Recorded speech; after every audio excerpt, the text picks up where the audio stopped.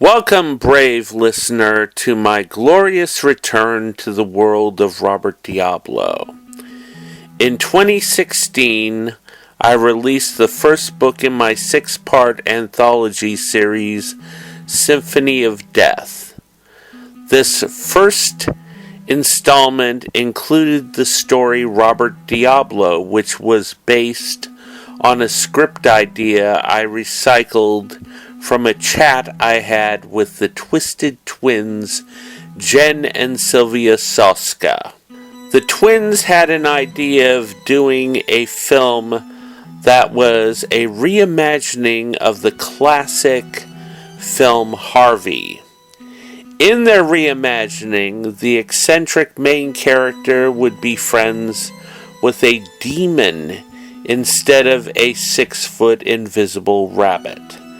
The Soskas had said they planned to do Bob, which was going to be the title of the film, after their second film, American Mary.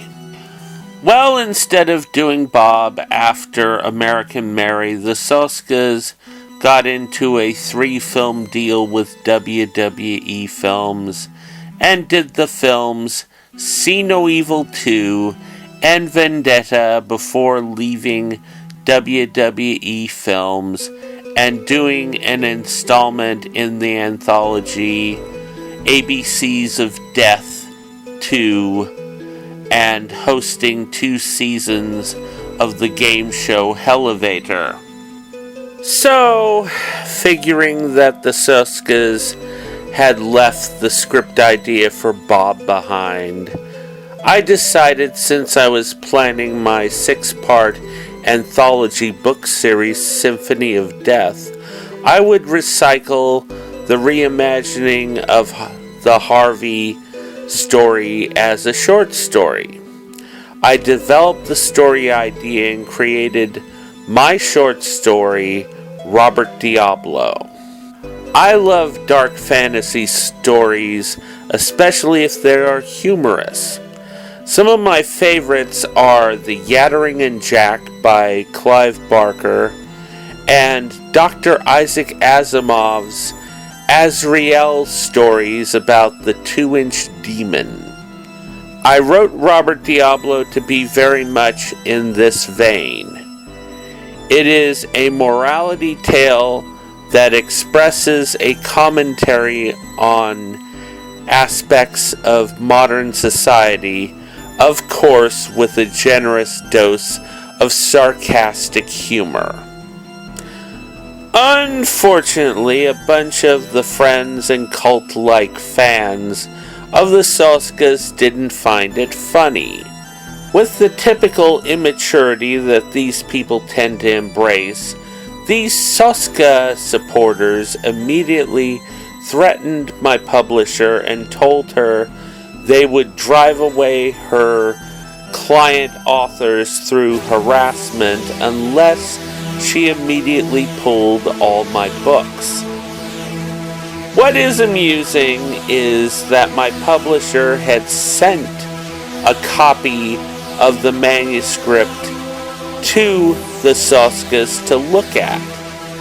A representative of the Soskas sent back a reply that Jen and Sylvia Soska had said Robert Diablo did not resemble their Bob, and they had no problem with her publishing it. But with no real choice, and out of fear of losing her business because of the actions of these Soska supporters, my publisher broke her contracts with me and pulled all my books. For 2.5 years, I went to independent small presses only to find the Soska supporters had gotten to these publishers and threatened them as well. So in the end, I decided to start my own label and republish my books. In 2018, WCP Enterprises Publishing put out re-releases of my books Psychotic State the novel, The Traveler, A Conflict of Interest, and Symphony of Death Part 1, Robert Diablo. Also in 2018, it released Symphony of Death Part 2, The Darkest Secret. Then in 2019, WCP released Symphony of Death Part 3, Blood in the Rose. Since then, in 2020, WCP signed on and released the first two novels of my protege, Christopher Hyland, thus changing my self-publishing business into an actual publishing house. Also in 2020, WCP also put out the fourth installment in the Symphony of Death series, Symphony of Death Part 4, Shadow Man vs. the Undead. Now, I know what you'll be asking. After all that drama, why would I ever want to write a sequel to Robert Diablo? Well, the reason is simple. I love the world of Robert Diablo. It is a world populated by interesting characters that have a lot to say. In this new story, I really got to get into the background of Robert, and also we get a better look at the Blackthorn twins and what makes them tick. I had a lot of fun writing this story, and it came to me at the right time with the COVID-19 situation. It gave me the perfect framework to tell this continuation of Robert's story. It also helped me deal with the mental stresses the quarantine has caused. So, in the end, this is a win-win for me. I come out of this with a great new story. Also, given the Soska supporters' stance on Robert Diablo, you get a chance to check out The Forbidden Fruit, which always makes it that much sweeter. Win-win. It has been said that you know you've made it when you have haters. If it wasn't that your work struck a chord, you would hear only crickets, not a symphony of voices mentioning your name. But the fact that people are focusing on you, even in hate, means that you are saying something meaningful, and that is extremely attractive and powerful. Because if you weren't, they wouldn't have anything to scream about. Thus, my friend, check out what all the drama is about and enter the world I have created. Enjoy. William Pattison, The COVID-19 Pandemic.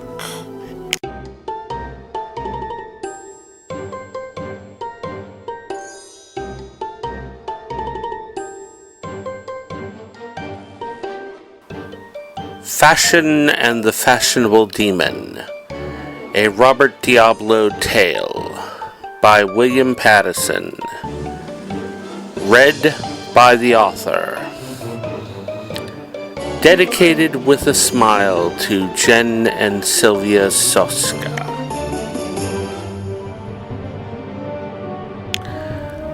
The coming of the Corona-19 virus was a nightmare for the humans living in Blackthorn Manor, but for its resident demon, Robert Diablo, it was pure bliss.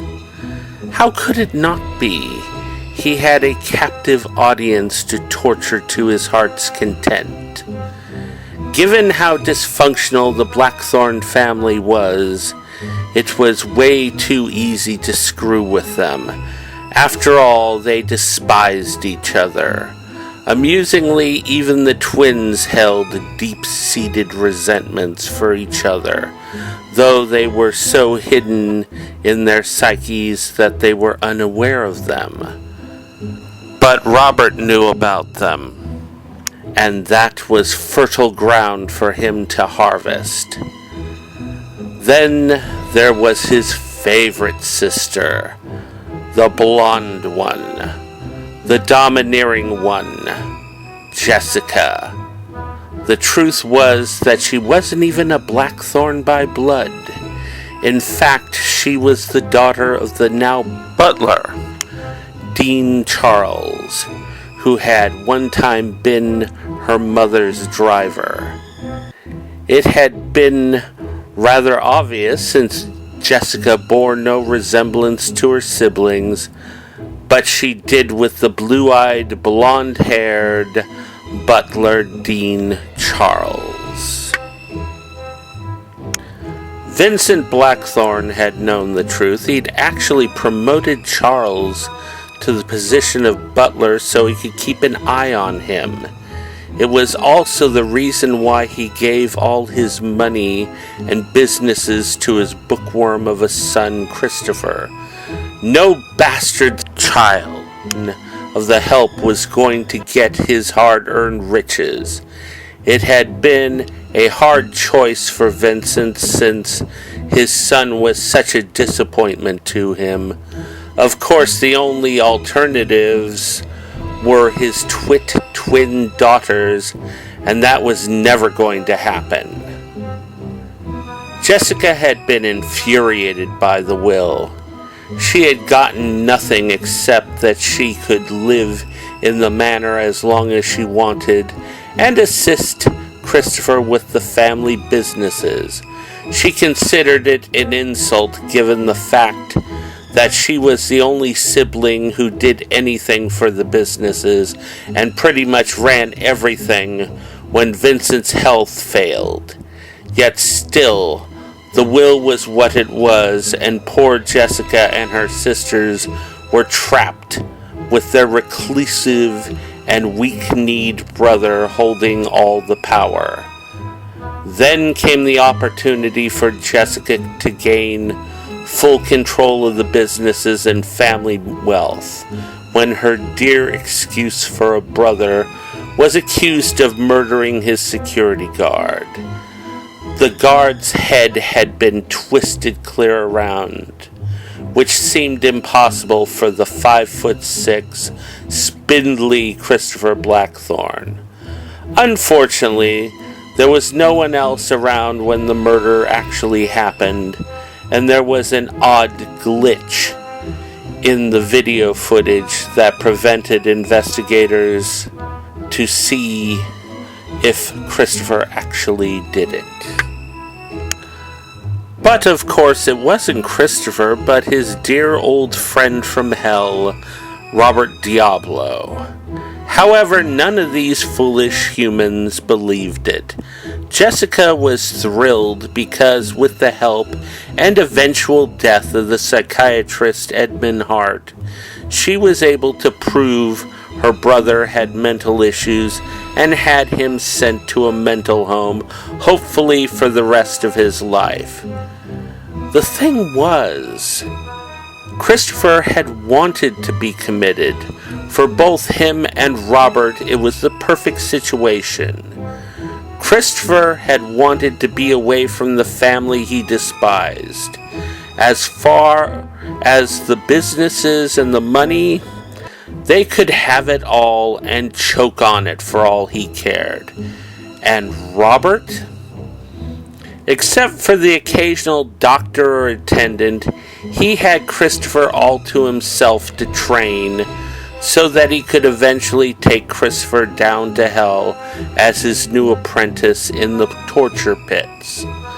Also, Robert could, in between training sessions, jump from the mental home to Blackthorn Manor at his whim and have fun playing with the family without them even knowing he was there. It was a happy time for Robert. Having Christopher's family all locked down in the manor thanks to the pandemic, with only the staff for company, was just that much more fun. It was a recipe for chaos that would thoroughly entertain any demon. One thing he was doing was nurturing the hatred and the need to revolt in the staff of Blackthorn Manor.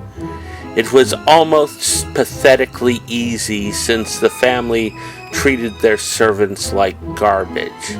Now that the staff was stuck wearing protective masks and gloves, the family treated them even less like human beings and more like automatons whose existence was to tend to their comforts and needs. Robert would follow the maids one by one and whisper in their ears, "These fucking rich assholes treat you like dirt. They need to be taught a lesson. You're angry and want to do it. You want to make them pay." He knew it was starting to have an effect on the staff because suddenly accidents started to happen. First, it was with the ceramic figurines accidentally getting knocked off the shelves and broken when the maids were dusting. Oopsie! But it got worse. Soon paintings were being knocked off the walls and their frames broken. But the best was when the huge crystal chandelier in the Great Hall somehow broke loose from the ceiling and nearly fell on Jessica Blackthorn. Jessica had managed to jump out of the way and landed face first on the hardwood floor. Charles had gone to help her up, but she had slapped his hands away. The 4 maids in attendance had been on the 2 stairways leading up to the upper floor of the manor. They acted concerned, but Robert knew they were all smiling under their masks. Of course, Robert didn't restrict himself to the cleaning staff. Nope, not Robert. He also had the cooking staff to play with as well. His favorite one was Carmelita, the head cook. On this particular day, he made his rounds in the kitchen when they were working on lunch. Carmelita was finishing off the vegetable soup when Charles came up and verbally prodded her. "Isn't that soup ready? You know how Madam gets when luncheon is late," Charles said in a harsh tone. "Just remember your job is not set in stone." He gave her that cold stare he always gave when he wasn't pleased, which was hardly ever.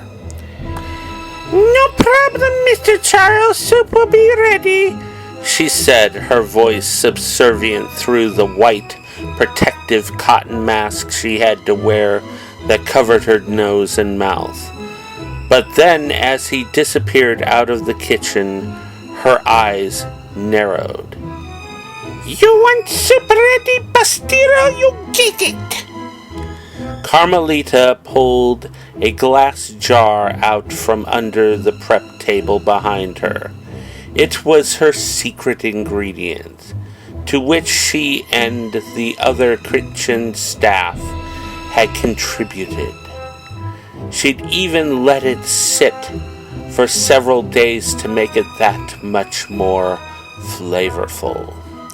She opened the lid and the odor nearly made her want to gag. The urine smell was strong. She quickly dumped the yellow liquid into the cooking pot and stirred it in. "Enjoy your meal, putas," she said, grinning with satisfaction under her mask as she stirred. Robert chuckled with glee.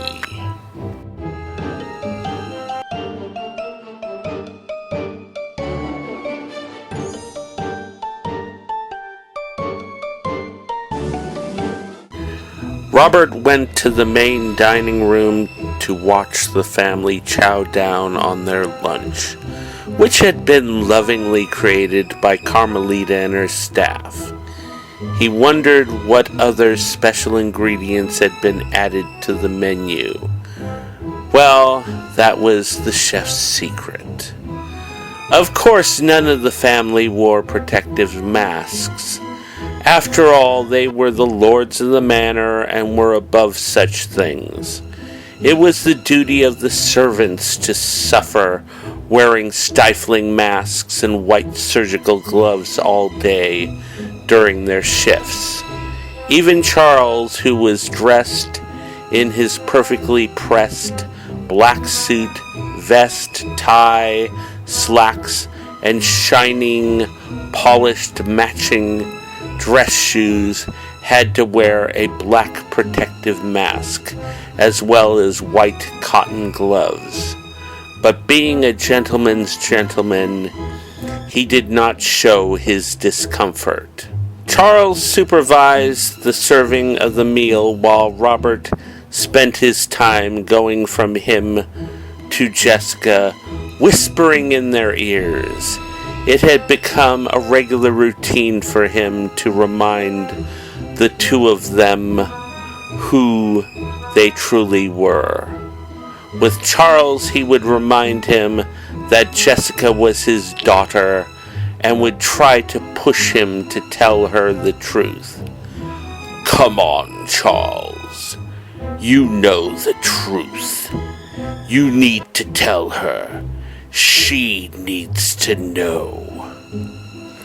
On this particular day, Robert noticed a slight twitch in Charles' jaw, even under the mask. It was subtle, but it showed him he was having an effect. Then he moved on to Jessica, who looked more like a spinster than a powerful and successful businesswoman.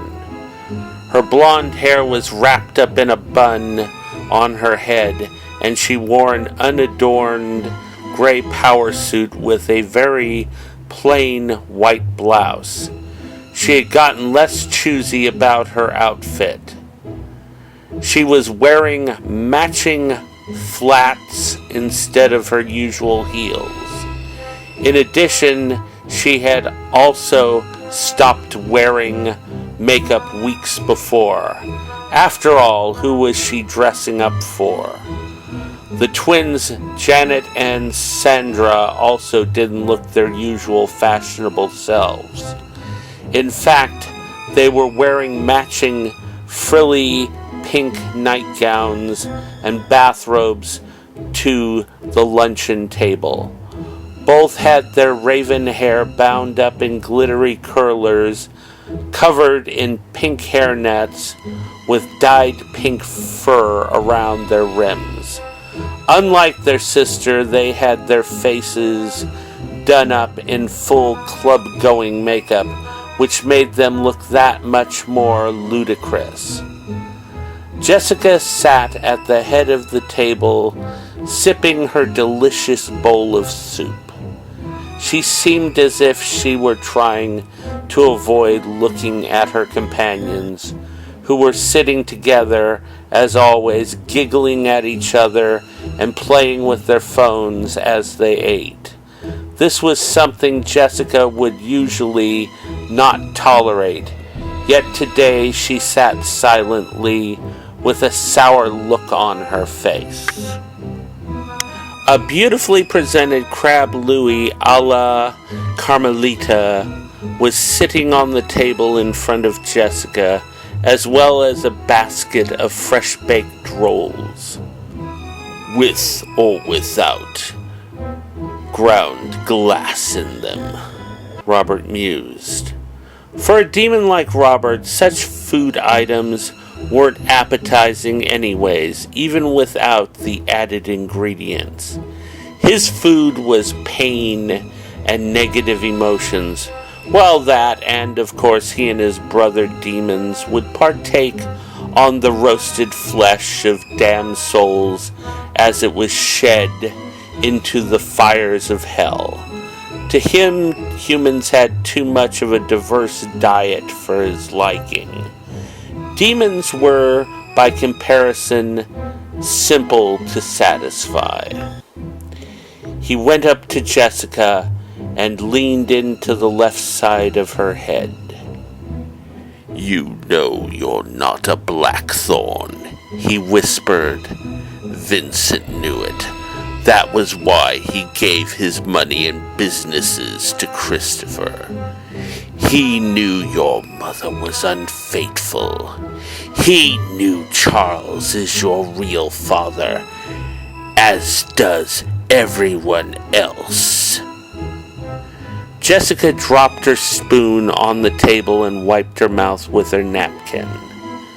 She got up from the table in a rather stiff manner and addressed Charles, though she averted her eyes from looking at him. "I'm feeling unwell," she said in a glacial monotone. "I'm going upstairs to lie down." The twin twits looked up at her with surprise, but immediately went back to slurping their soup in that annoying way they did.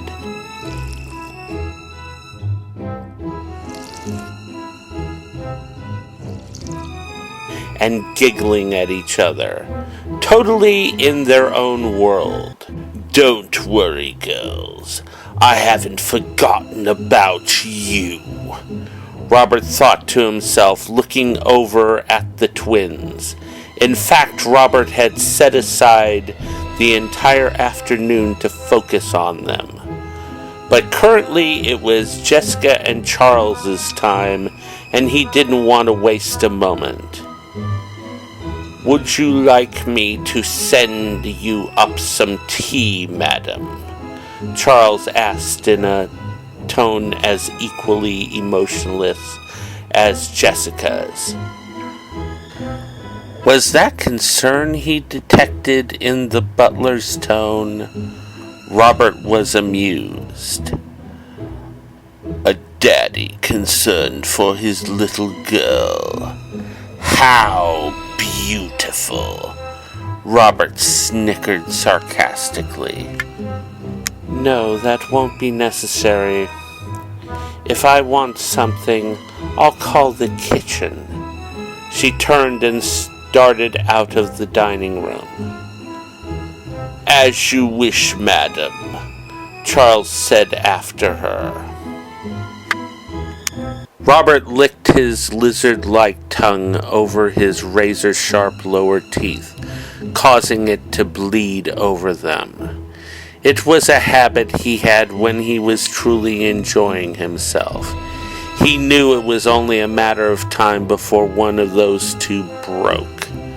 For him, it was like drinking a glass of fine wine, or so he assumed.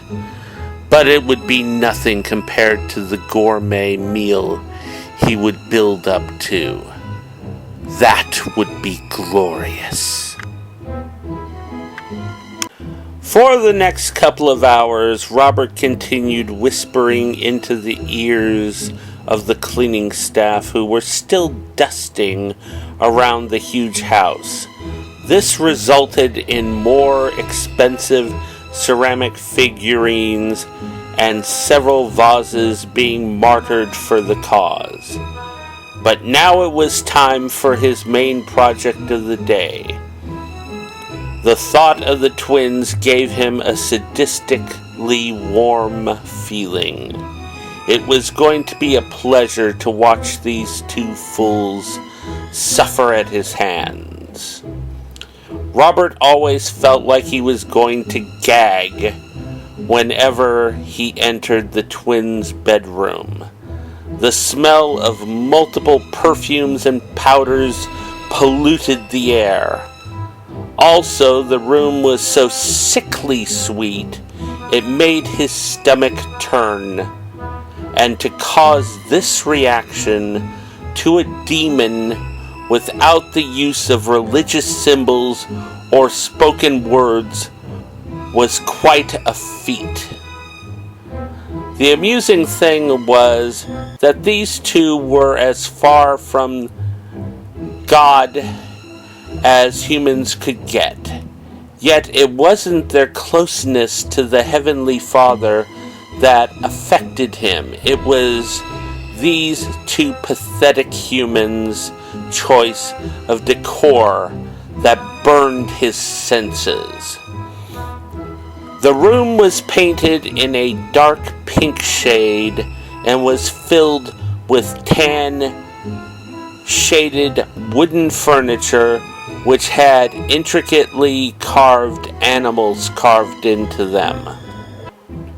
The two queen-size beds, which were next to each other, were made up with matching bedding in a rainbow-colored unicorn pattern.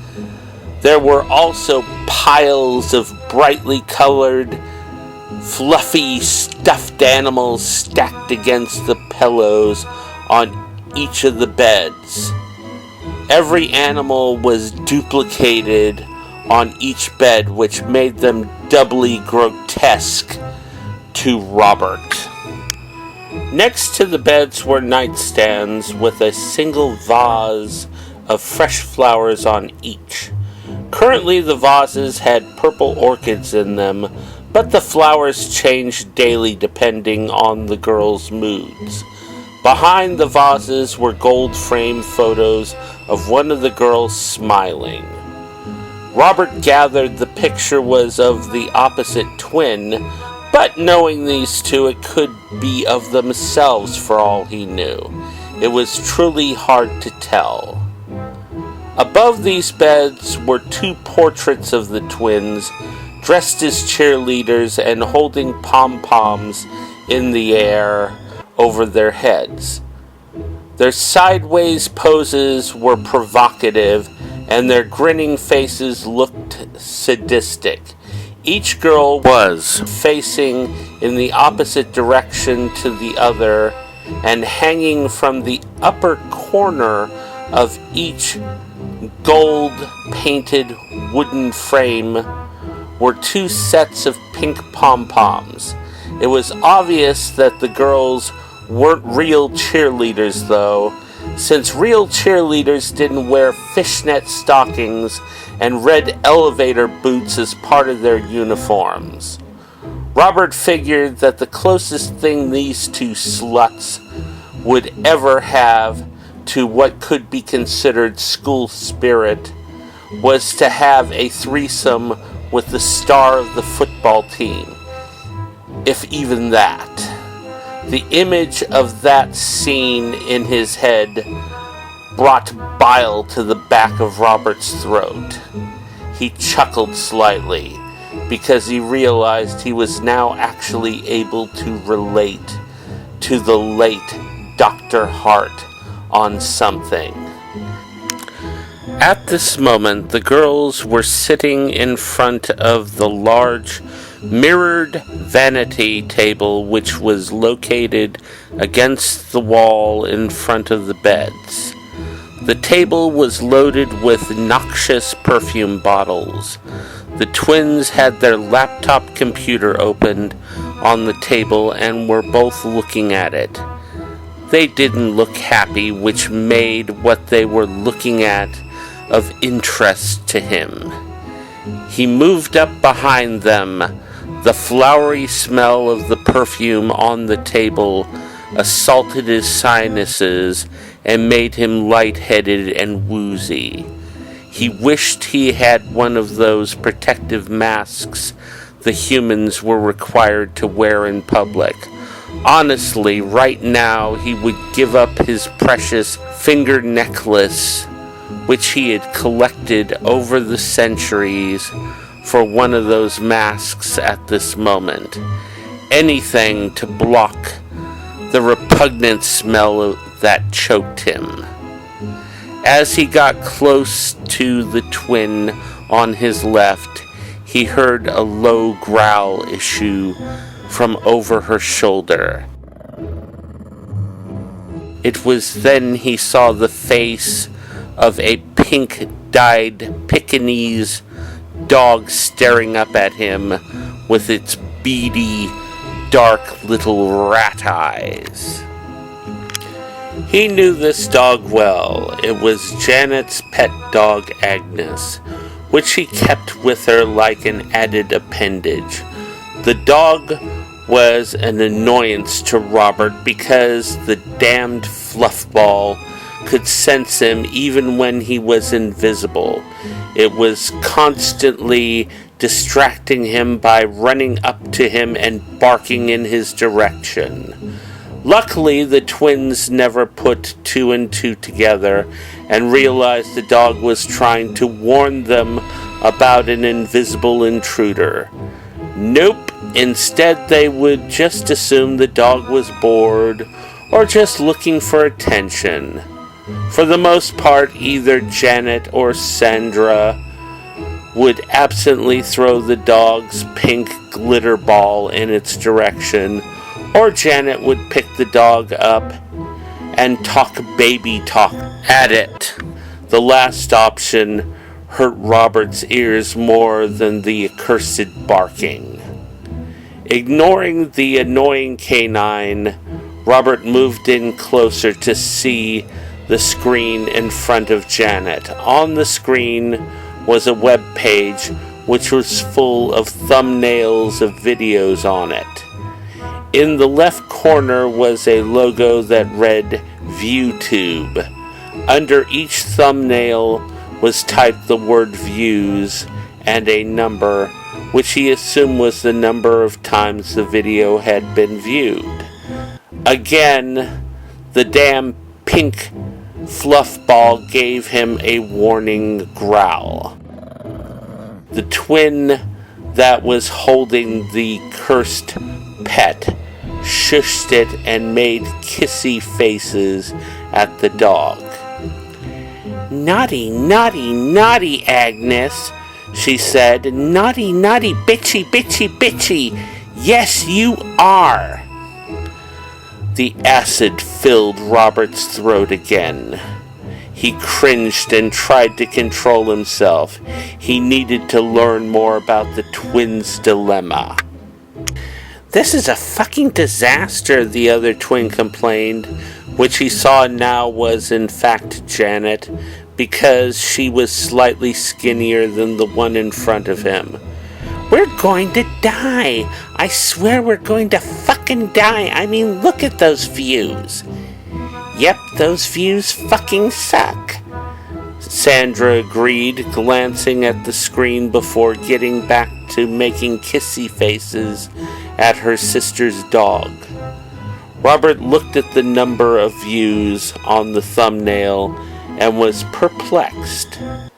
Yes, he noted that the views on the videos had lost a few thousand after the lockdown had been ordered, but what could the twins expect? The videos before the lockdown were of parties and the twins socializing. Obviously, those would be popular with other pathetic humans, especially undersexed young men. They would get excited over the twins and their friends' gyrations, and, of course, the occasional appearance of celebrities. For some reason, undersexed young male humans loved famous people. It perplexed Robert. Thankfully, his apprentice had no interest in such things. Of course, Robert knew what celebrities were. The fact was many of them had made deals with Crossroads demons from hell and were on the road to damnation. And, of course, those who hadn't made deals would eventually become corrupted and would join their associates in the torture pits. It was inevitable. Robert smiled at the thought of what he and Christopher had planned for the twits when they finally got to hell. It made all this worth the effort. But getting back to the thumbnails, the videos after the lockdown were makeup and fashion tutorials, as well as something called a live stream, which appeared to be the girls dancing around their room pretending to be at parties. These videos barely earned over 5,000 views each. Robert was confused. Why did these numbers matter so much? He found out a moment later. Fuck! Janet said, raising her voice in frustration. We're the fucking Twisted Duo. We don't get no pathetic 5,000 views. We are fucking fabulous and people are supposed to worship us. This is a nightmare. What's wrong with these fucking losers? Sandra actually sighed. Well, we have been doing a lot of fucking makeup tutorials. Those wouldn't be interesting for dudes, she admitted. Seriously, sis, do you really think dudes want to see us without our makeup? Yuck! Janet cringed, and so did Robert at the thought.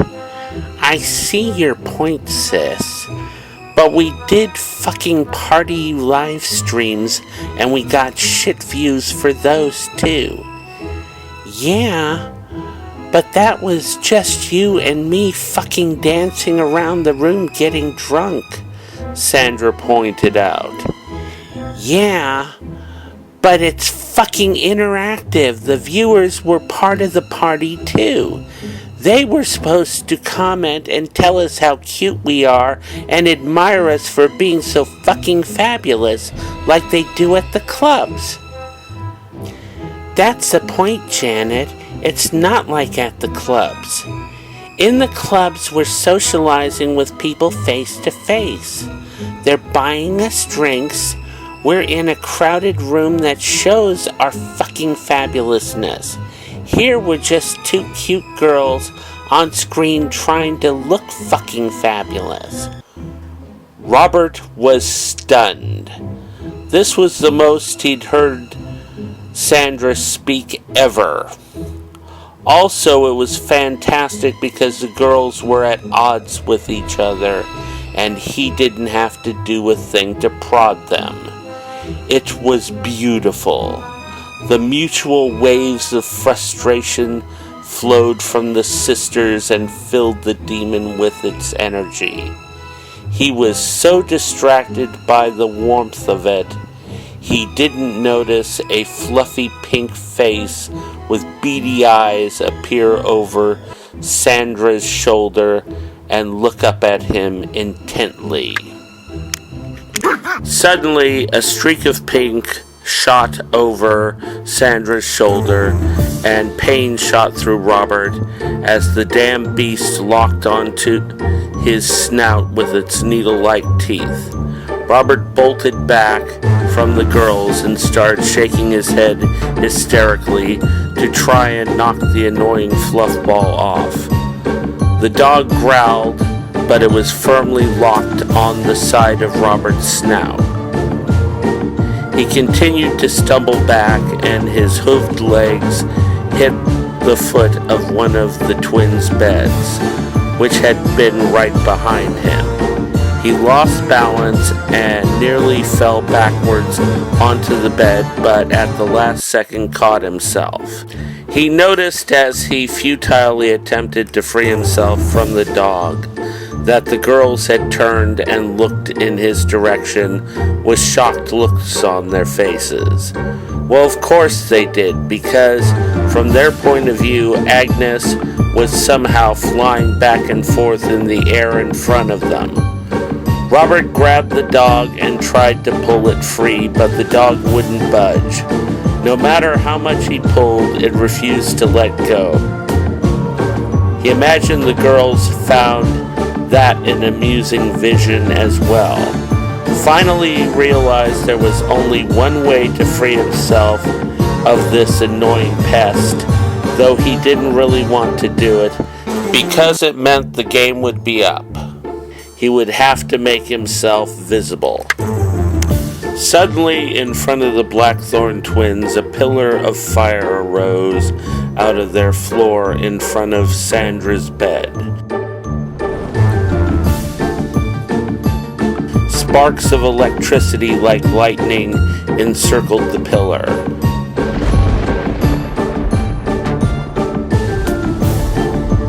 One of the sparks hit Agnes. She let out a yelp of pain and was propelled away from Robert, landing hard on the floor. She stumbled around on the floor for a moment with her tongue hanging out the side of her mouth. Her eyes were bulging from their sockets. Smoke wafted from her singed pink fur. The pillar of fire exploded and disappeared along with the electricity.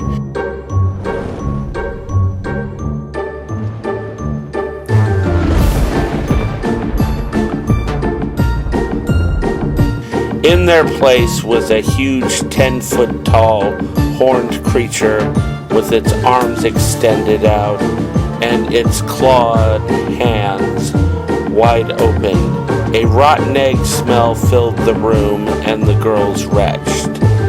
Robert snarled dramatically to show his dagger-like teeth before saying in a loud roar, "Fear me, pathetic humans. I am Robertus Rexus Diablo." He used the Roman version of his first name and middle name because it sounded impressive to humans. Also, there was the whole giving his true name thing, and thus giving them power over him. Don't want to make that mistake. I am a demon from hell. My eyes are fire. He made his eyes glow brightly. My teeth are knives. He smiled and showed his teeth to them again. My claws are razors. He was going to bring his hands together and click his nails, but Janet picked up a large diamond-shaped perfume bottle from the vanity and threw its contents in his face.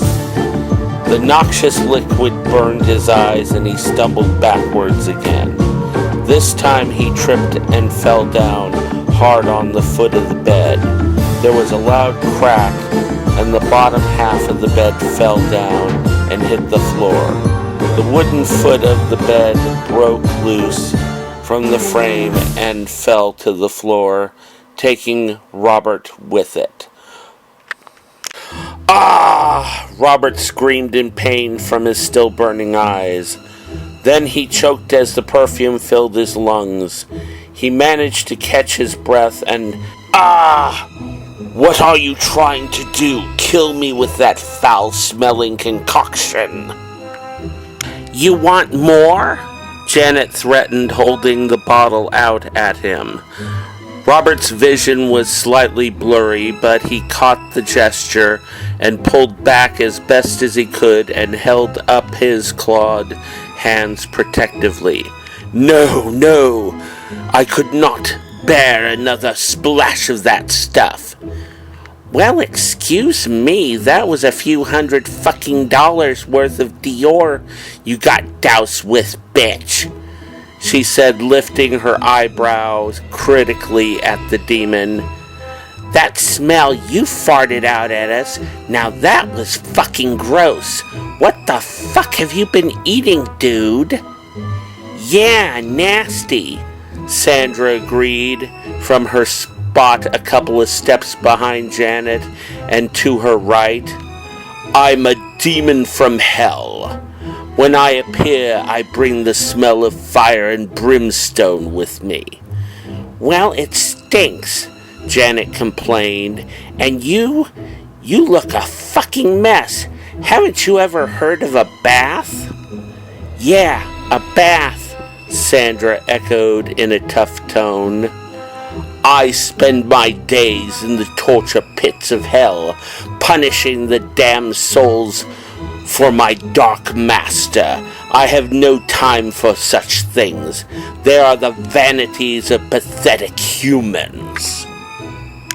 Well, you're disgusting. Don't you have any professional pride? Honestly, your dark master should make a dress code for you people. Sloppy appearance leads to sloppy work. My daddy told me that while he was alive. He always looked proper and businesslike. Not anymore.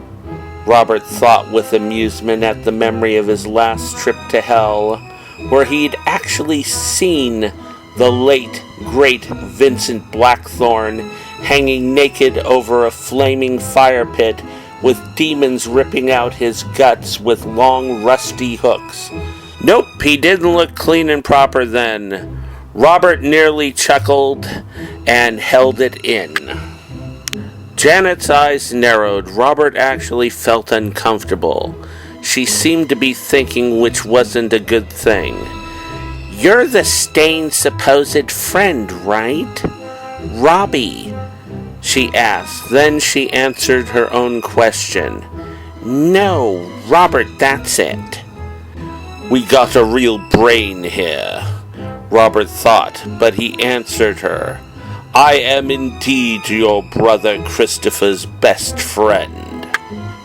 Wow, Sandra said, but moved behind her sister when Robert glanced at her. That makes two, he thought with amusement. Well, Bobby, Janet started to say confidently, but Robert got up and glared at her. His eyes were like lasers boring into her very flesh. His eyes were blazing red as if they were made of fire. Don't you ever call me that name again. That name is an unforgivable insult in my native tongue. If you do, I'll rip off your head and piss down your throat. Okay. Overreact, do we? Janet said, lifting her eyebrow at him. She raised her hand palm up. Yeah, overreact, Sandra said softly from behind her sister, making sure to keep her eyes lowered and avoiding his glare. Dr. Hart and Christopher's security guard, I believe Manny was his name, called me by that name, and you know their fates, Robert told the girls, cocking his head to his right and snarling to show them his teeth again. Okay, Robert, Janet said carefully. It was obvious that she'd gotten Robert's message. I've got an idea that might be mutually fucking beneficial for all of us. Robert sincerely doubted it, but he said, Speak. Janet turned to look at her sister. When she saw her hiding behind her, she pulled Sandra forward roughly and gave her a critical glance. Then she turned back to Robert and put a big smile on her face. So, Robert, me and my sister are in a bit of a bind, and I was thinking, since you are a fucking demon from hell and all, you might be able to help us out. You know, like that fucking guy Festus in that play, the one that sold his soul. You mean Faust. You want to make a Faustian deal with me. Hell fucking yeah, Janet said enthusiastically. Robert was smiling on the inside. This was better than he'd expected. These twits didn't realize that he was a torture demon, not one of those prancy, pompous crossroads demons like his overseer Sam Hain. Those kind of demons were salesmen and managers, unlike Robert, who was an artist with suffering and pain. It was the crossroads demons who made the deals, not the torture demons. Torture demons didn't have the authority. Still, what a better way to cause pain and suffering than to make a fake deal, promote hope in these twits, and then take it away. These stupid fools had given him the weapon he desired. He smiled at them and flicked his snake-like tongue over his lower teeth, staining them red. "What is it you want from me?" Sandra looked at her sister with confusion. "What the fuck is it we want from him, sis?"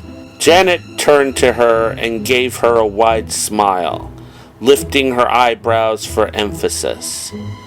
"Our subscribers want us to deliver something fucking fabulous. We are going to blow them the fuck away." "How?" Sandra asked. Robert was also intrigued. He had to admit that this pathetic human knew how to sell an idea, almost as well as Sam Hain himself. She would make a fine crossroads demon if it wasn't for the fact that she was destined to be meat in the torture pits. It had actually been Sam Hain who had convinced Robert to come to Earth to recruit an apprentice.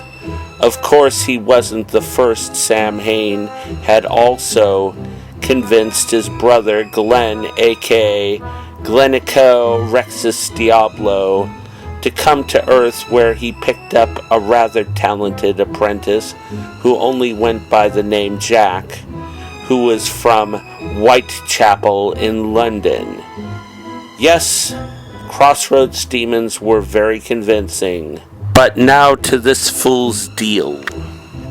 "Robert, what do you say we give you a complete makeover and make you look fucking fabulous?" Robert smirked at her. "Makeover? You want to somehow change me in some way?" "Fuck yeah," Janet said confidently.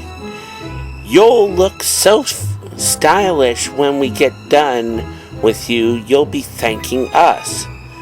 Sandra looked at her sister with surprise. Robert also looked at Janet with surprise. "You wish to change my appearance to make me fit your human social aesthetic. I'm a demon from hell. I'm a vision of pain and suffering, not some."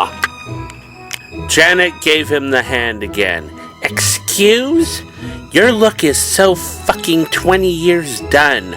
All that heavy metal rock road warrior crap is so fucking 90s.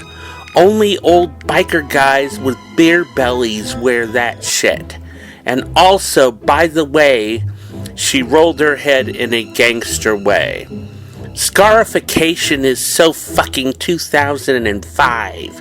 You need to catch up with the times, dude. This is 2020. Fucking millennials rule, meaning us." She pointed her fingers at herself in a dramatic way. Sandra smiled at her sister and pointed at herself as well. "Yeah! We fucking rule!" Robert's claw went up to his chest, which was covered in scars and sacred demonic symbols that had been cut into his flesh.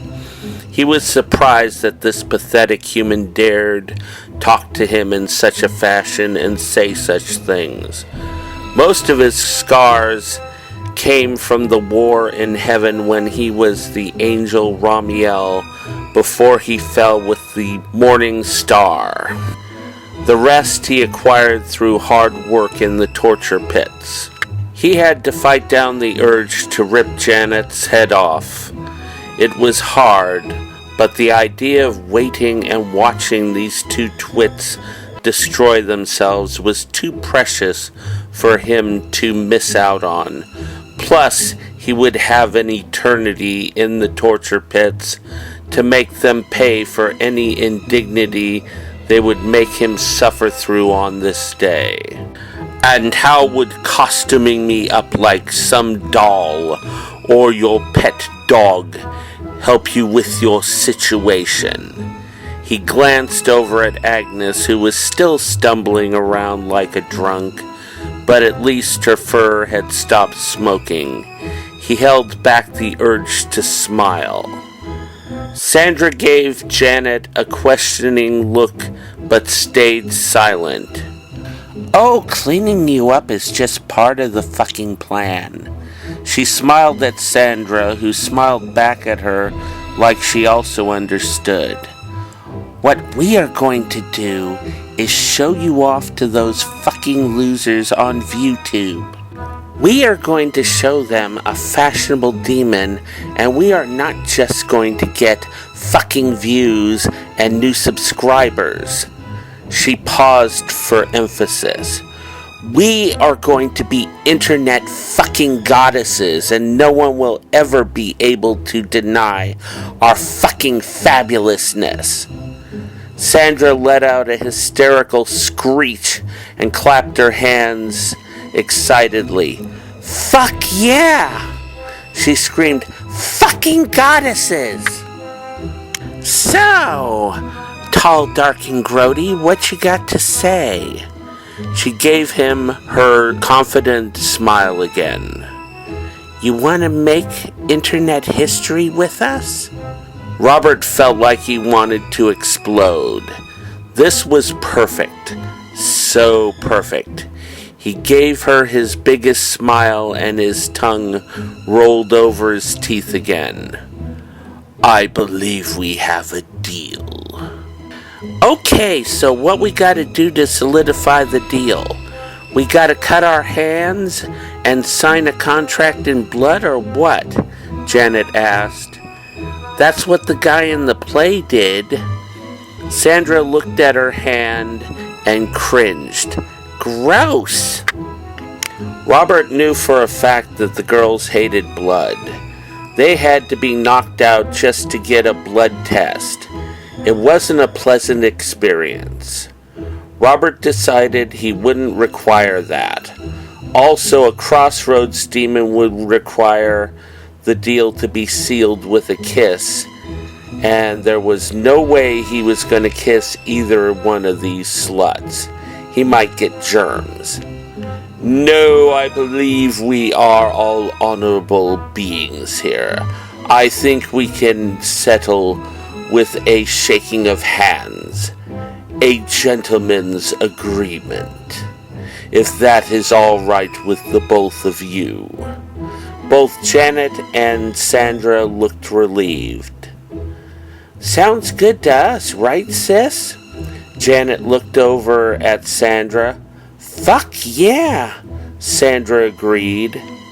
Robert held out his hand, and Janet reluctantly walked up to him and took it. Robert made sure to make it as unpleasant an experience as he could, thanks to a little ability unique to torture demons. Torture demons can secrete a greasy liquid from their skin. The secretion is to protect them as they work around the fire pits of hell. Robert allowed some of the liquid into the palm of his hand just before Janet grasped it. From the subtle look of disgust that flashed across her face as her hand contacted his, it had the desired effect. Janet shook his hand and put on a fake smile, but it was obvious that she was uncomfortable. He waited a few extra seconds to really give the secretion time to soak in her hand thoroughly before he released it. Janet pulled her hand back and tried to rub her greasy hand on the side of her bathrobe without anyone noticing, but Robert noticed and enjoyed her discomfort. Then Robert turned to Sandra and said, "Your turn." Sandra looked at him with surprise. "Excuse?" Robert grinned at her and his tongue slid across his lower teeth. "You both must shake, or the deal will not be legitimate," he lied. Sandra's eyes grew larger. She backed up a couple of steps. "Come on, sis," Janet said, pushing her forward. Sandra approached the demon slowly and forced herself to take his hand. Once again, Robert did the thing with the secreted greasy liquid. Sandra grimaced with disgust as the demon shook her hand. Robert enjoyed Sandra's discomfort more than her sister's. She was definitely the weaker of the two of them, which made her that much more fun to torture. He released her hand. Sandra immediately jerked it back and started shaking it to try to get the clear goop off, but it was useless.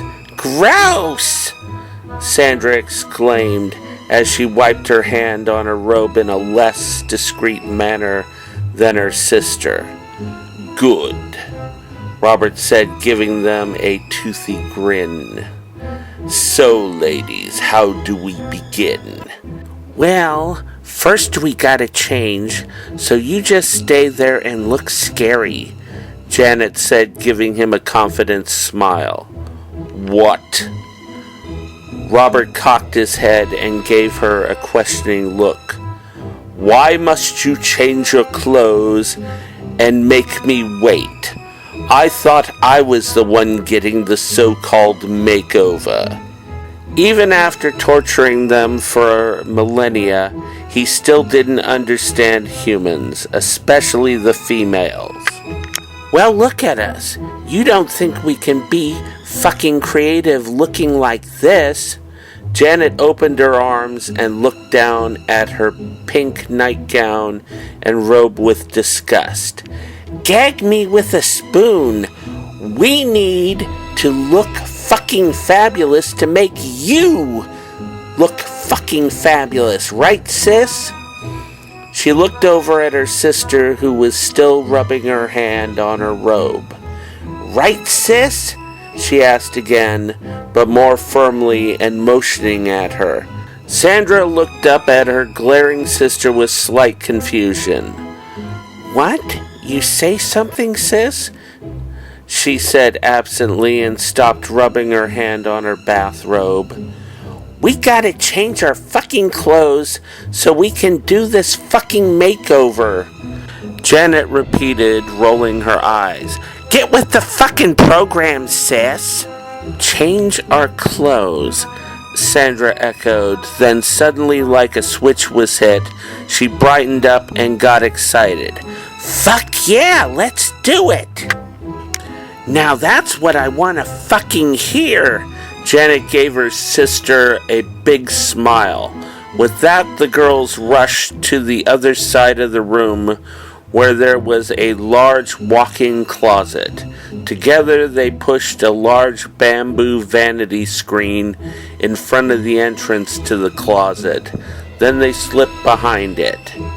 "Don't peek!" Robert heard one of the girls he suspected Janet say from behind the screen. Robert rolled his eyes like he would have any inclination to look at the two of them as they were dressing. No, his voyeuristic interest would be aroused later when they were hanging from hooks in the torture pits, having their flesh rendered by his dear apprentice Christopher. That will be worthy of his interest and a pleasure to watch. So Robert was stuck having to stand where he was and wait. He had to endure listening to the two of them giggling and chatting with each other while shuffling around behind the screen. Thankfully, he couldn't understand a word they were saying, but it still grated on his nerves. Very quickly he became bored standing around doing nothing. He decided he would play with Agnes the dog while he waited. He started lobbing electrical bolts at the dog, which made her jump. Of course, to humans, such actions would be judged as animal abuse, but he was a demon of hell, and thus immune to such moral restrictions. All things that had the spark of life were his to torture, and he made no exceptions.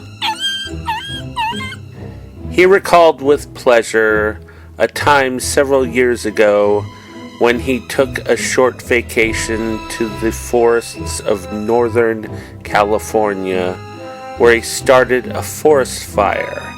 It was glorious.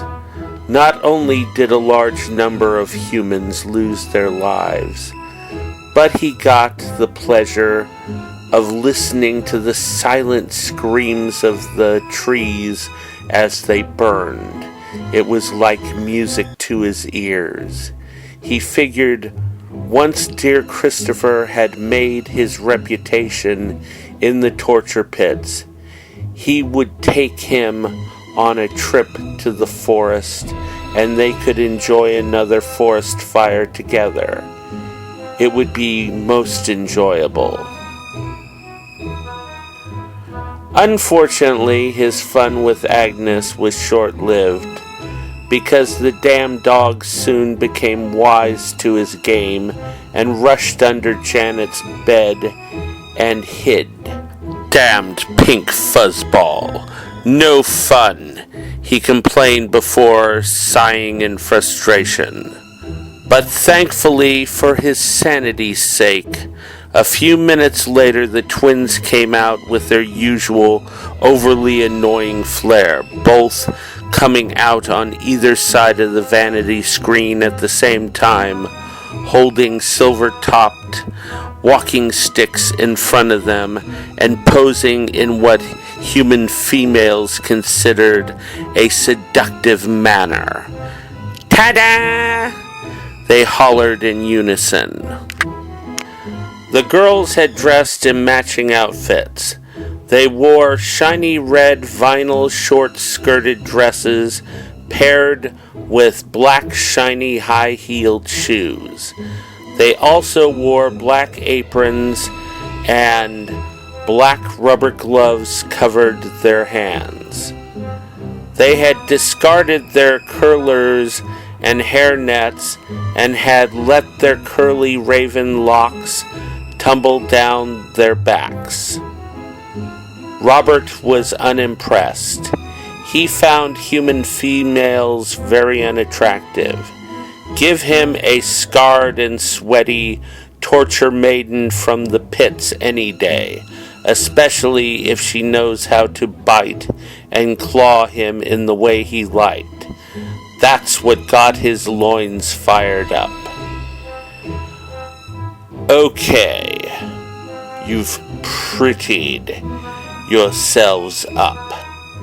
He nearly choked on those words. Now what? Strip, Janet said with an amused smile. Excuse me?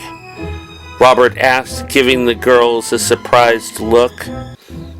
We need a blank fucking canvas to work from, Janet explained. Now take all that fucking stuff off, especially that filthy diaper-looking thing. She waved her hands at him with a look of disgust, like she was trying to swat it from her sight. Gross! Sandra agreed, copying the gesture. It's called a loincloth, and I worked hard in the torture pits to make it look that way. It's stained with the blood and bodily fluids of all the damn souls I've tortured. It's fucking gnarly and disgusting and needs to be tossed out. Janet flicked her hand as if fluffing off everything he had said. just remember, we have a deal and you are fucking supposed to do as we say. Fine. He let out a frustrated sigh. He took off his spiked belt and dropped it on the floor. Then he removed his loincloth. The girls took one look at his groin area and their jaws dropped. "What the fuck is that?" Janet asked, giving him a shocked look. Sandra was speechless and just stared like she was in a trance. Robert rolled his eyes and sighed. "It's called a penis. I would think you two would have a lot of experience with them." "It has fucking spines all over it," Janet said, blinking. She was mesmerized like her sister by the vision before her. "Spines," Sandra said breathlessly. She was unable to look away. "Yes," Robert said with pride, "and the females love it." "I really doubt that." Janet shook her head and gave the huge speared genital a look of disgust.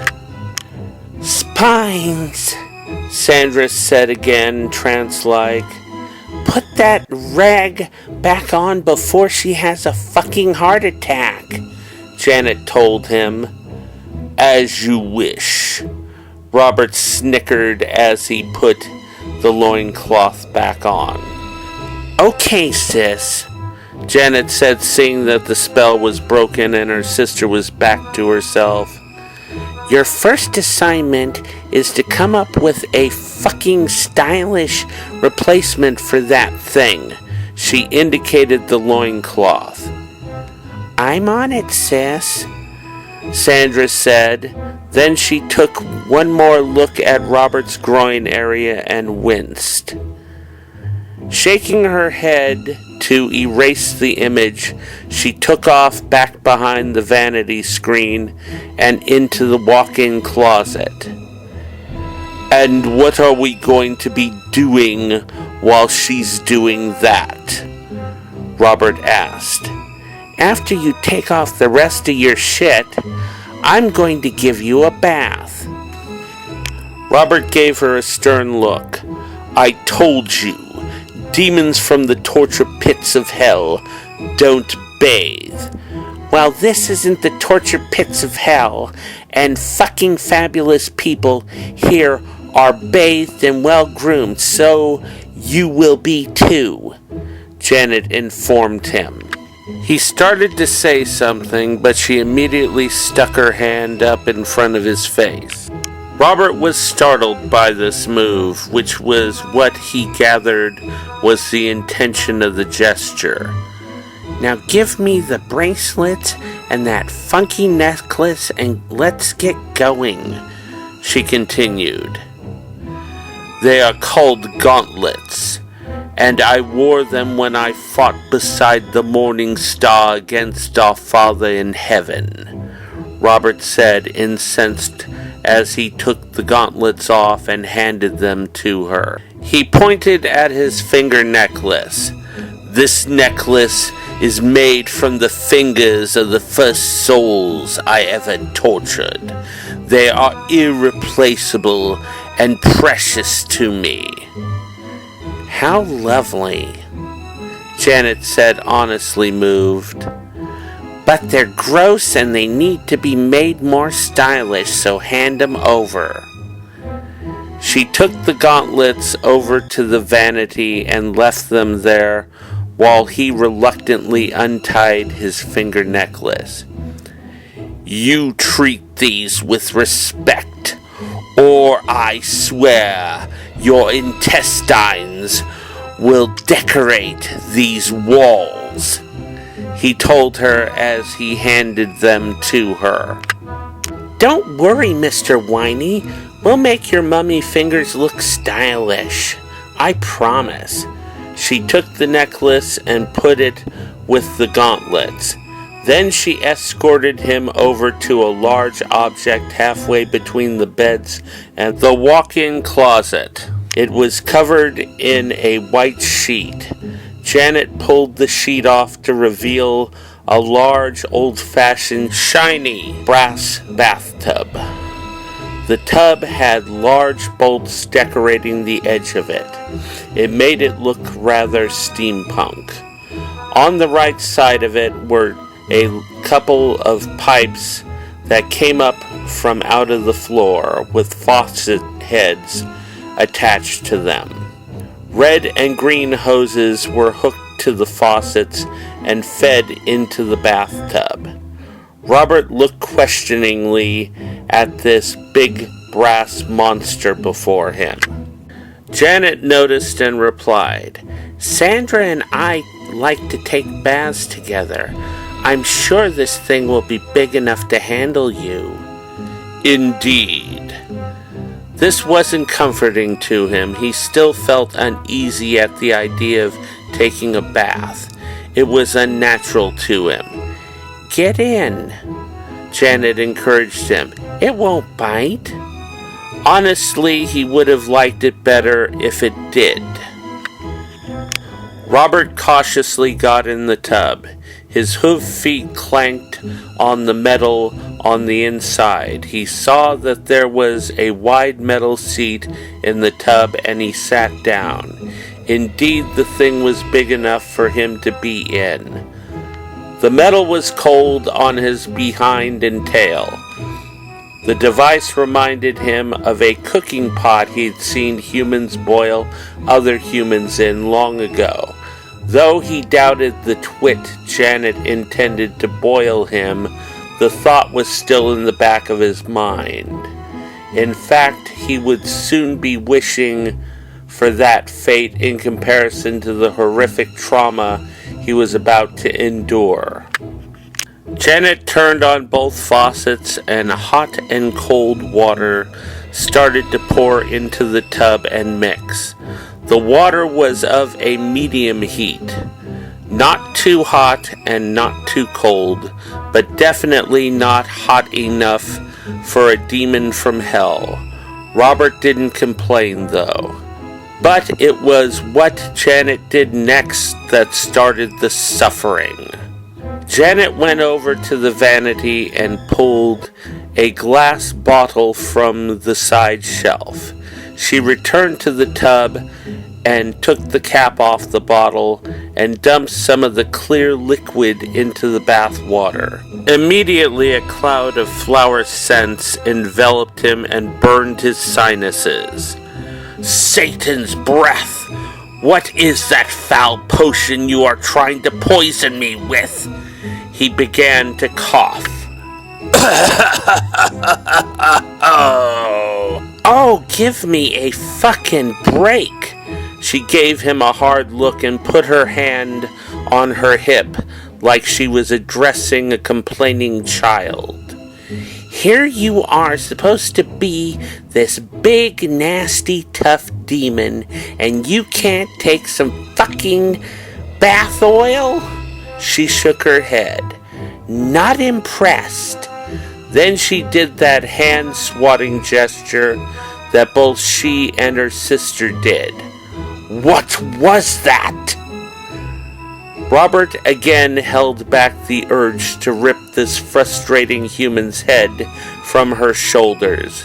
He assured himself that for every moment he suffered this day, both this human and her sister would suffer 100 years of pain, until their souls were broken and their bodies were rendered and harvested. That thought made him feel a bit better, and he leaned back in his seat as the water rose in the tub.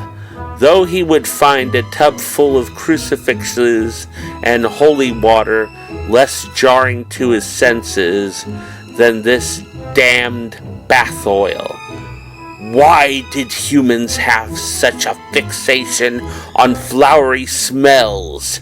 His mind raged. All he knew was he didn't like it. He didn't like it at all. His throat now hurt, and the flower smell burned its way down, threatening to gag him. After the tub filled to Janet's satisfaction, she turned off the hoses. She headed back over to the vanity again, opened a drawer on the right side, and took out a plastic bottle and a sealed square package. "Oh, the morning star," he thought. "What new pain is she going to inflict on my body now?" The truth was that from what he was experiencing, Christopher's potential for torture was genetic.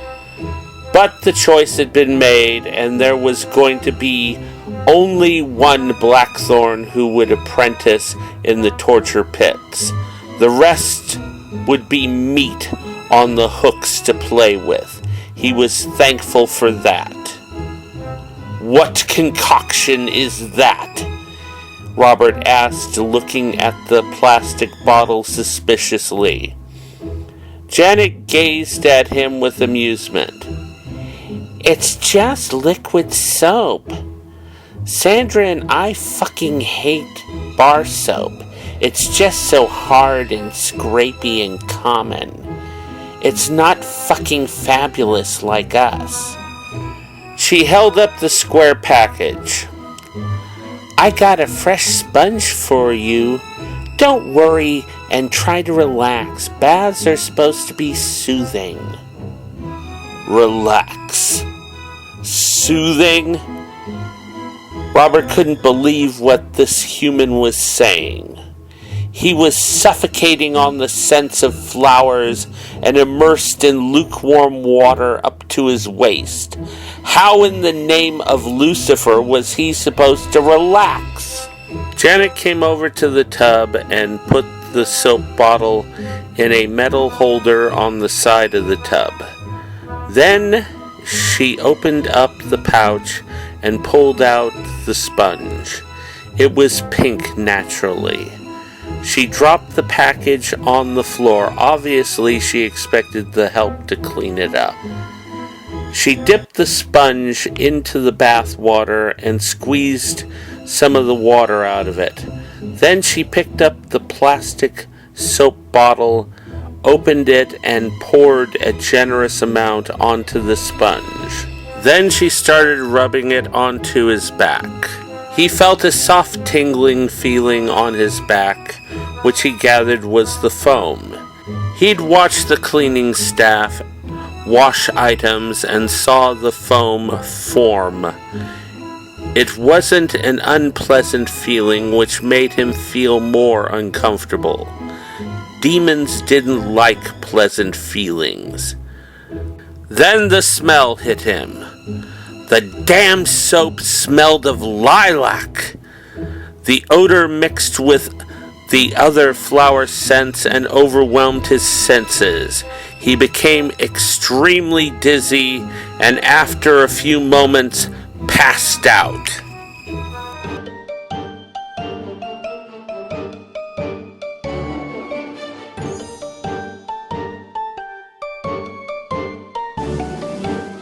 "Hello," Janet said, waking Robert up. She was standing in front of him, holding a large pink towel. He woke to the feeling of his head throbbing and a burning in his throat. Drool was dribbling over his chin and onto his chest. At least he thought he wasn't choking on that damn flower smell anymore. It was still there, but now it had become reduced to a tolerable level. Either that, or it was burned into his sinuses, and he was doomed to smell the foul odor for the rest of his existence. He hoped it wasn't the latter. The bathtub was slowly draining and was making a gurgling sound as the water escaped. It caused his head to pound even worse. "What happened to me?" Robert asked. His voice sounded hoarse. "Oh, you fell asleep," Janet said with amusement. "See, I told you that bath would soothe you. Don't you feel fucking wonderful?" Robert's mouth dropped open. "Soothe," he thought. "Feel wonderful." That torture was far from soothing or wonderful. He would have rather dropped in a boiling pot and had his flesh served as soup rather than experience the attack on his senses in that supposed soothing bath. He had feared that he was going to end up falling into the eternal emptiness that all demons went to when their existence ended. He had been a master-level torture demon for millennia and was honestly surprised by that intense agony. Soothing? Wonderful? He would have given his right arm for a rusty metal spear at this moment. He'd show this human soothing and wonderful. Janet opened the towel and held it out to Robert. "Now you get out of there and towel yourself off." She gave him a smile. "We got a lot more fucking work to do before you're ready for your unveiling." Robert did as he was told and got out of the tub. He reluctantly took the fluffy pink towel and started to rub it over his body. The soft, cushy sensation made him feel uncomfortable and embarrassed. Also, like everything this pathetic shit factory had given him, it smelled like something a cheap whore would use to rub the taint from her body. The sweet odor got his gag reflex started again, but he forced it to stop. He didn't want this hairless ape to see his discomfort. Then the thought hit him. What if the higher-ups in hell decided to check up on him at this moment? Oh, dear morning star. He would never be able to live it down, and more than likely it would cost him limbs once he got back to hell. Thankfully, he could feel it if they were monitoring him. He was starting to wonder if he had made a mistake trying to play these foolish humans. Were the results truly going to be worth the horrors that he was going to have to endure? He would have to see. "While you were out, I cleaned your ears," Janet told him. "You can say fucking thank you because those things were gnarly. I'm sure you have to have at least 20% better hearing now that I pulled that bird's nest of shit out of there, literally." Robert was so distracted by Janet's patting herself on the back that he didn't notice the other sister come up to them. She was holding a leather object in her arms. It looked distressed, which was definitely appealing to him after all the pink fluffiness and the flower scents. He could smell that it was made of the hide of an animal. It actually got his mouth drooling again, and he wiped his mouth with his arm. However, the smell of lilac soap still remained and shocked him back into attention. "I think I actually outdid myself this time," Sandra said, holding up her creation with pride. "It's awesome-tacular!" Janet looked at the replacement loincloth and nodded her approval. "Fucking fabulous, sis!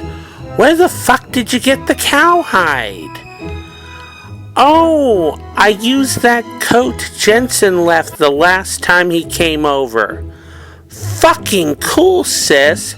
She held it up so that Robert could see it better. Sandra's design was made up of 2 large flaps of distressed cowhide with thin strips. Below it had a wide strip that became wide-cut curved ends.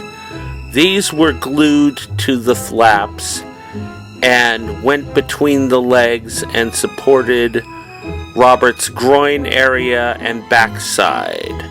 The curved ends allowed for freedom to urinate as well as leaving a free area around his behind for defecation.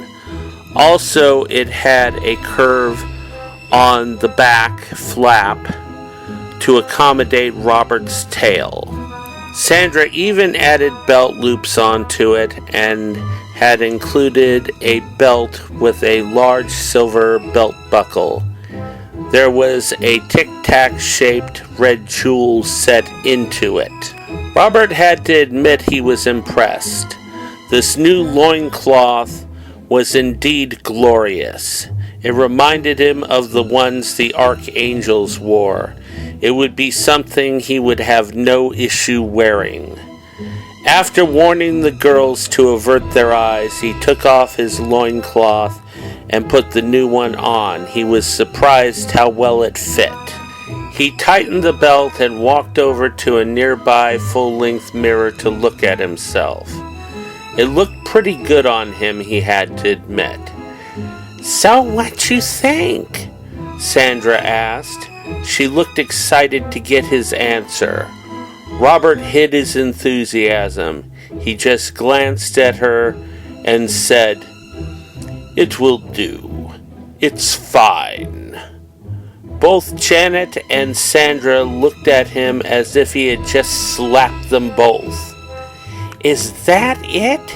Is that all you got to say?" Janet asked, giving him a hard expression. "I'm a demon from hell," Robert reminded her, loving the waves of anger that issued from them both. "Vanity is a human weakness. What your sister created is usable, and I will accept it. That is all I will say on this matter. We have an agreement, and I will abide by it. That is enough." Robert loved the look of hurt Sandra gave him. For him, such looks were like those French pastries the late Dr. Hart had enjoyed. Janet's eyes narrowed. When she spoke, her voice was cold as ice. "Okay, sister. Time for your next project." She pointed at Robert's chest area. "We need something to cover all that fucking mess." "These scars are symbols of honor to me," Robert reminded her. "Don't disrespect them." "Oh, really?" She raised her eyebrows at him. "I thought you said you had no fucking vanity." Robert gave her a look of surprise. Had she turned the tables on him? Amusing. Janet flicked her hand at him in that annoying way she did. "Well, here they're gross. They're disgusting, and no one here wants to look at them. They're fucking garbage." "Yeah, so fucking 20 years ago, dude," Sandra added with false bravado. Rage filled Robert, and he let out an ear-splitting animalistic roar. It sounded like a lion or a tiger, but more intense. The sound waves hit the girls and literally knocked them back a step. His eyes blazed like fire. If these humans wanted to play, he'd give them a good idea of what they were playing with. Sandra jumped backwards and leaped behind her sister, who was also backing up with a frightened expression on her face. Where I come from, you humans are only meat for our hooks. We carve your flesh, muscles, and organs, and then regenerate them to do it again and again until your souls are used up. Then we toss you like so much garbage. Don't earn my ire, or I will give you a sneak preview of what you will be getting in hell. It would give me the greatest pleasure to do so. But then his voice softened. But we have work to do. He gave the girls a disinterested look. You wish to cover my scars with a shirt? Then do so. Time is wasting, and I've given your foolishness more time than it deserves. Don't push my patience. Robert had to hold back the smile that threatened to appear on his face. The waves of fear hit him like waves in the ocean. It was almost dizzying. It felt so satisfying.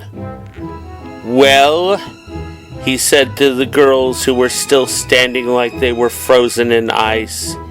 After a few moments, Janet came to life. She looked over at Sandra and said, We need measurements. We don't need to fuck this up. Indeed you don't, Robert agreed. Sandra blinked a couple of times and said, Yeah, I'll get the tape. I think we'll use the white sheets that Aunt Gretchen sent us, Janet added. Yeah, those things were so plain, Sandra commented, but then she glanced at Robert and fear returned to her face. But they'll make a fucking fabulous shirt, she added before making a beeline into the walk-in closet. Robert chuckled inside. It was way too easy with that one. A few moments later, Sandra returned with a measuring tape, notepad, and pen. She also carried a stepping stool, which she brought over to Robert. Stepping up onto it, Sandra used the tape to measure around Robert's chest area, shoulders, round his arms, and the length of his arms. Janet listened silently and wrote down the numbers. It was the longest Janet had been quiet. Robert rather enjoyed it. After the measuring work was finished, Janet handed the notepad over to her sister. Sandra gave her a concerned look. You sure you don't want to help me with this? She gave a nervous glance over at Robert. Janet gave her a confident smile. I got this under control. You just come back with something fucking fabulous. No problem, sis, Sandra said, giving her sister a smile back. Robert could sense that her smile was fake. She was extruding nervousness and anxiety. He was enjoying it. She feared him. That was good. Then, as quickly as her legs could move her, Sandra rushed behind the vanity screen and into the walk-in closet, which Robert now thought of as their secret workshop. So what do we do now? He asked, giving Janet a bored look. I'm going over there, she pointed at the vanity table, and I'm going to be cleaning up your fucking bling. Bling?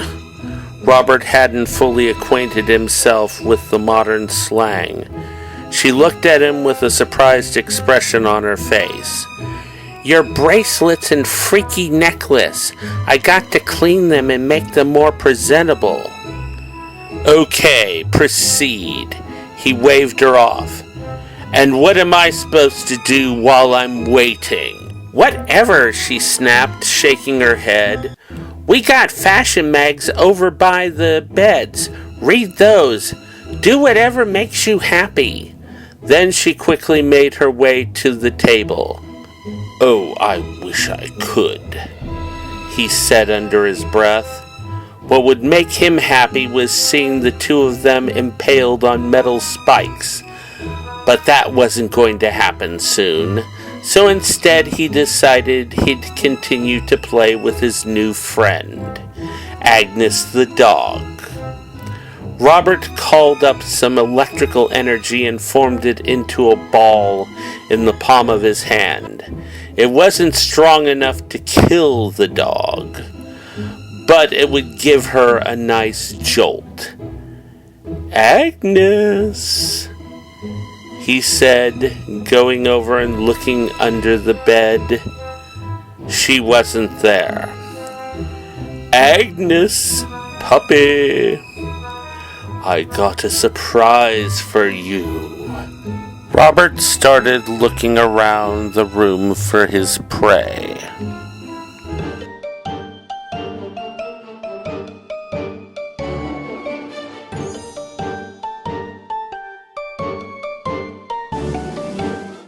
It took another 2 hours before Sandra came out from behind the screen carrying what she considered a shirt.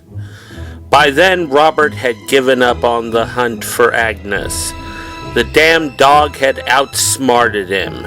Now he was sitting on Sandra's broken bed looking through one of those fashion magazines with a bored and dejected look on his face. The moment he saw Sandra, he immediately dropped the magazine and headed over to her like a hungry dog rushing up to its master for its dinner. He had to admit that his impression on the girls at that moment probably wasn't very good. The shirt appeared to be made of folded cloth. It was literally all folds. Oh my God, Janet said, rushing up. Robert cringed and felt nauseous at the sound of that name. Janet obviously noticed this, but kept on gushing. Sis, you've outdone yourself again. Janet looked over the shirt adoringly. This is fucking beautiful. This is not the type of shirt I recognize, Robert told them, cocking his head as he looked at the creation. Well, it's more like a blouse than a shirt, Sandra admitted. I thought only females wore such things.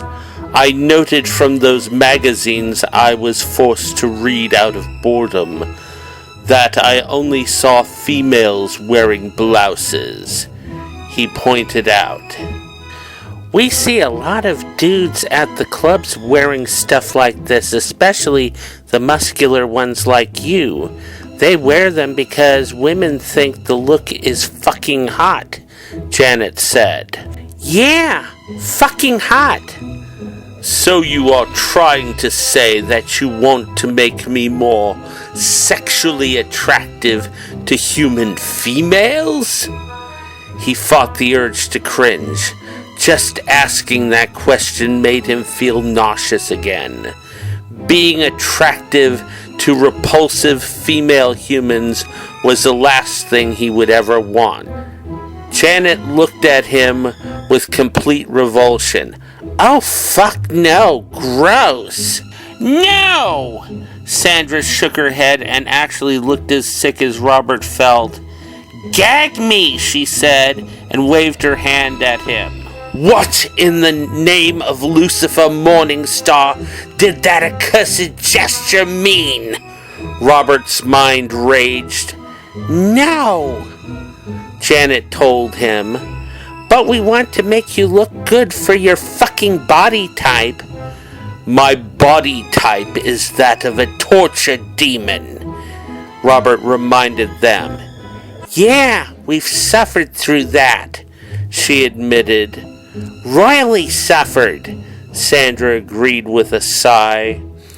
Indeed you have, Robert silently agreed, a slight smile coming to his lips. But the real pain is yet to come. Come on, Janet coaxed him. You might feel better about it once you see it on you. Sandra pulled the step stool over, got on it, and helped Robert put his arms through the armholes. Here, let me help you put the two sides together. It's got hooks to clip it together, Sandra said as she hooked the 4 hooks together on the front folds of the blouse/shirt. She got down and looked at him for a moment. Okay, can you take that excess material and slip that into the waistband of your loincloth? As you wish, he said, and did as he was instructed. Sandra went behind him and did the same in the back. There was a split in the back of the shirt to accommodate his tail. Sandra came around and looked at her work with approval. She looked over at her sister and asked, What you think, sis? Fabulous, Janet said, giving her sister an enthusiastic smile. Fucking fabulous, you hit it out of the park, sis. He actually does look sexy. What are these things on my shoulders? He asked, pointing in the direction of his left shoulder. Sandra looked at him with surprise. Shoulder pads. Her tone made it sound like it was an obvious answer. And why are these pads on my shoulders? He pushed. To level your shoulders, she told him. It's a fashion thing. Robert was about to ask the next obvious question, but didn't. He simply rolled his eyes and let out a sigh. Aren't you interested in how you look? Janet asked, indicating the mirror. Well, go check it out, Studley. Robert's mind filled with images of ripping these annoying humans' heads off. It was comforting. He reluctantly walked over to the mirror and looked into it. He was amazed. He wasn't really repulsed by what they'd done to him. In fact, the attire reminded him of something an archangel would wear in heaven. Memories flooded him and tears started to form in his eyes. It had been so long since he had been reminded of his former life as the messenger angel Ramiel. He fought back the emotions and tears. He didn't want these pathetic humans to see his weakness. He turned away from his reflection and forced his expression into cold disinterest. It will do, he told them blandly.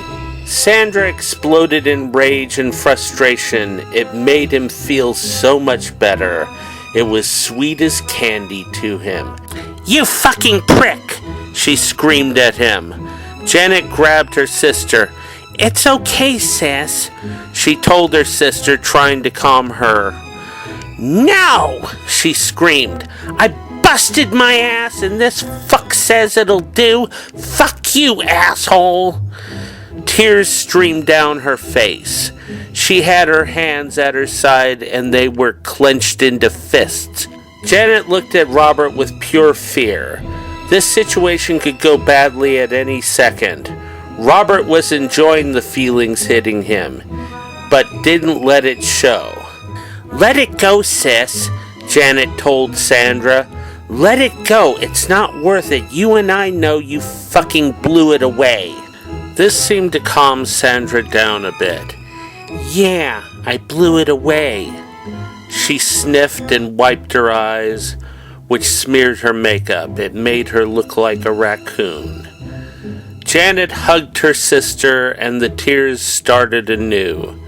Janet laughed and said, "You're really going to have to fix that fucking face of yours before the live stream, or are you gonna start a new fashion trend?" Sandra started laughing.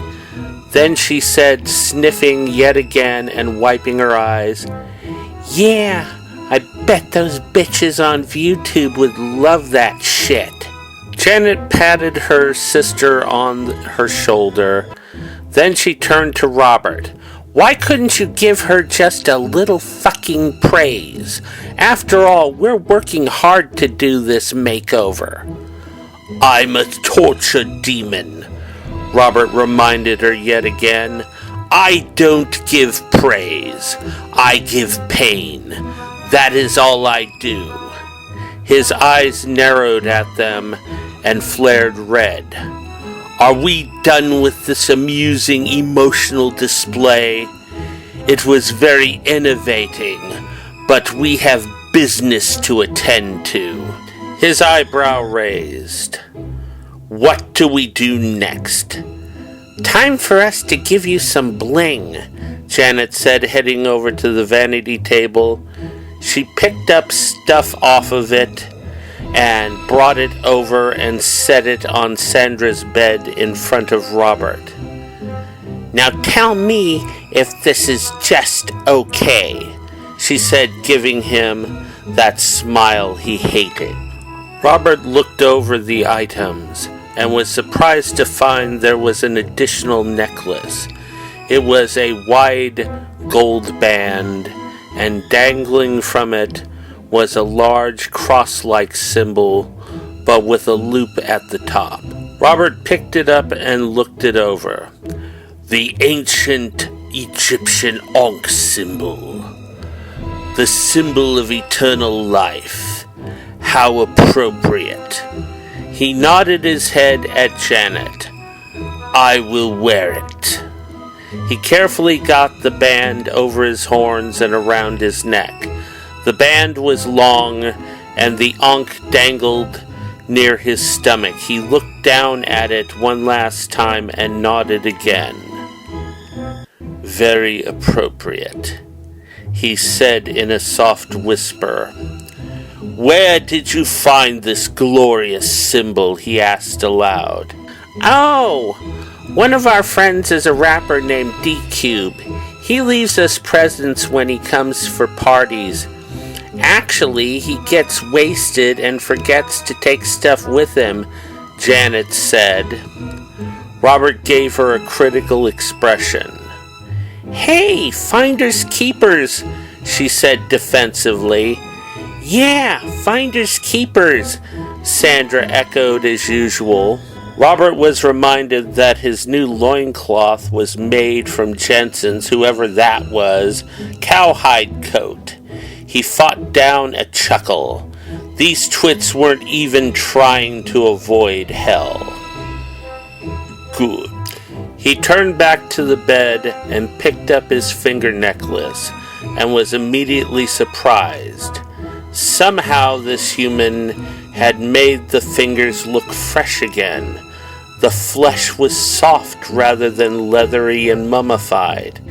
He looked over at Janet, held up the necklace, and asked, "How did you achieve this?" "Oh, that?" she said, giving the necklace a casual wave. "I just cleaned them up and soaked them in some moisturizer. They were royally dried out."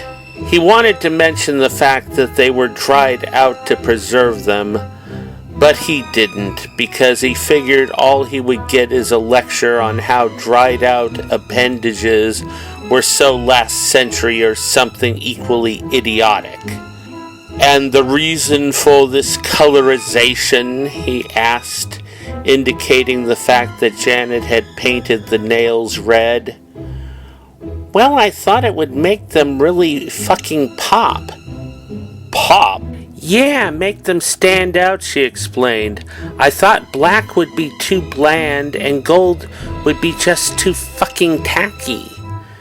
Robert gave her a confused look. He wished he hadn't brought up the subject in the first place. Her yammering was making his head ache again. Janet saw the look on his face. "You said they were important to you," she pointed out. "So I thought you could show them off a bit, and red nails are so fucking hot right now." Robert simply nodded his head at her and said, "Fine." Anything to shut her up. All this fashion talk was so beneath his interest.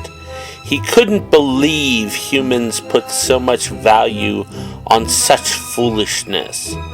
He did understand that it had to do with mating. Demons didn't waste their time on such adorning and displaying to find a sexual partner. With demons, it was a matter of wishing to release sexual energy and seizing the nearest female who was willing to spend several days in lustful ripping and biting. Simple. But enough of thinking of pleasure. He had work to do and agony to deliver. Robert went back to examining the last remaining pieces of his so-called bling. His gauntlets. He picked up one of them and looked it over. It was far from clean. The pathetic human had left much of the discoloration, but had shined up the raised areas. He kind of liked it. He remembered when his gauntlets were clean and shining with the golden reflections they once had, when he wore them as an angel of his holy Father. The thought of his heavenly Father caused pain to shoot through him. His nerves seared for a moment, and then it ended. It was a curse God had placed on the fallen to remind them of how much they had betrayed him. After all, unlike popular belief of these times, the Father was not a merciful God. The mutilation he had inflicted upon the morning star was proof positive of this. He unhooked and opened the gauntlet. Then he put it on his arm and looked at it again. It looked appropriate. It retained its weathered look, but gave an indication of the gold luster that was hidden under the corruption that covered it. He put the other gauntlet on and admired them both together. Yes, he definitely approved. He turned around and held the gauntlets up for Janet and Sandra to see. "I did the best I could with those," Janet said in a defensive tone, holding up both gloved hands. "That shit was hard to fucking scrape off." Robert held one of his clawed hands up at her. Now it was his turn to give her the hand. "They are more than acceptable," he told her in a neutral tone, which was as much of a compliment as he was willing to give. "Well, don't overwhelm us with praise," Janet said, clearly annoyed by his reaction. Robert sucked in all her anger. "I don't plan to," he answered. He enjoyed the burst of anger they both gave him. He headed over to the mirror and admired himself. He did somewhat like his new look, though he would never admit it to anyone, especially any of his people. They would say that being on Earth as long as he had been had softened him and corrupted his demonic nature. He had to admit there might be some truth in that. The Robert Diablo who had come to Earth to recruit an apprentice would have never put himself through all this just to cause these twits to suffer. He had far easier methods. He feared that being around Christopher and these other pathetic humans had had an effect on him, and not in a good way. That all he would need is for a monitor to suspect him. Then all his work with Christopher would be wasted, and he would have to explain himself to the Morning Star. Not a good situation. But this was not the time to ponder this. Definitely not the time. So, are we done with this foolishness? He asked, his tone icy. I just got a couple of fucking minor details to finish, Janet told him. And those are? He pressed, sounding a bit annoyed. We need to fix your face, she told him. Robert gave her a surprised look. My face? What's wrong with my face? A lot, but we won't get into that. This'll only take a few moments, she told him, using a cautious tone. I promise. Robert sighed. Very well, but it better be as you say. Over here, she said, motioning towards the vanity table. Robert gave her a hard look. No perfume or flowery smells. I'm warning you. You got my promise, Janet assured him with her hand up. While you guys are doing that, I'll go get one last thing that will make this ensemble really pop, Sandra said. More? Robert said. He really didn't look happy. Janet gave her sister a warning look. Believe me, you both will love this. This will make you really look fucking fabulous, she said enthusiastically. I'll have to do a couple of simple alterations which should only take me 10 minutes at the most. Don't tax my patience, Robert warned. Make it quick. Sandra rushed over to the walk-in closet and disappeared behind the vanity screen. Robert looked at Janet and lifted his eyebrow. Same goes for you. Janet escorted him over to the vanity table and had him squat down on one of the pink wooden chairs. A perceptible smell of different perfumes attacked his snout. He hoped this human was being honest about the time this was going to take. His head was starting to throb.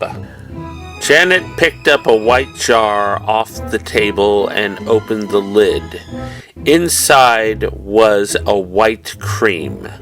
She scooped some of it onto her hand and started to rub it around on his forehead. The cream had a light smell that Robert could only describe as creamy. It didn't bother his senses. In fact, he found the cool feeling of the cream and the massaging motion of Janet's fingers rather pleasant, though he would never admit it. What is this concoction you're putting on my face? Robert asked. It's moisturizer, she told him. I noticed your skin was really dry and leathery. This will give it moisture and soften it up. You'll be surprised. It'll take years off you. Sandra and I use this all the time, and people are always telling us how fucking beautiful our skin is. It didn't matter to Robert how his face looked or how young it looked, but it was obviously important to these idiots. It seemed their appearance and what people thought of them was the most important thing to them. They did not realize that it was a weakness that could be used against them.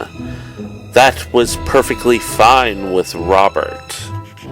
For the next few minutes, Janet massaged the cream over the rest of Robert's face. It seemed like she hit every groove. Then when she was finished, she wiped her gloves off on a folded pink hand towel that had been lying on the table. "There you go. That looks a lot better. Take a look." She turned his head to face the large mirror attached to the table. Robert was unimpressed. Yes, his skin looked softer, but that didn't matter to him. He didn't look any younger, as she had promised. "So, what do you think?" she pressed. "It's acceptable," he told her, even though he didn't believe it. Janet's eyes squinted. "Wait a moment. You need just one more little fucking thing." Robert's eyes rolled and his tone was thoroughly annoyed. "More?" She selected another jar off the shelf as well as a big brush. "What is this?" He let out a sigh. He was so close, he reminded himself. So close to satisfaction and the twins' exquisite pain. Janet opened the jar and dipped the brush lightly into its contents. Then she brought the brush up to Robert's face and carefully stroked the brush across his cheeks. "There!" She looked at his face with satisfaction. "Look at that!"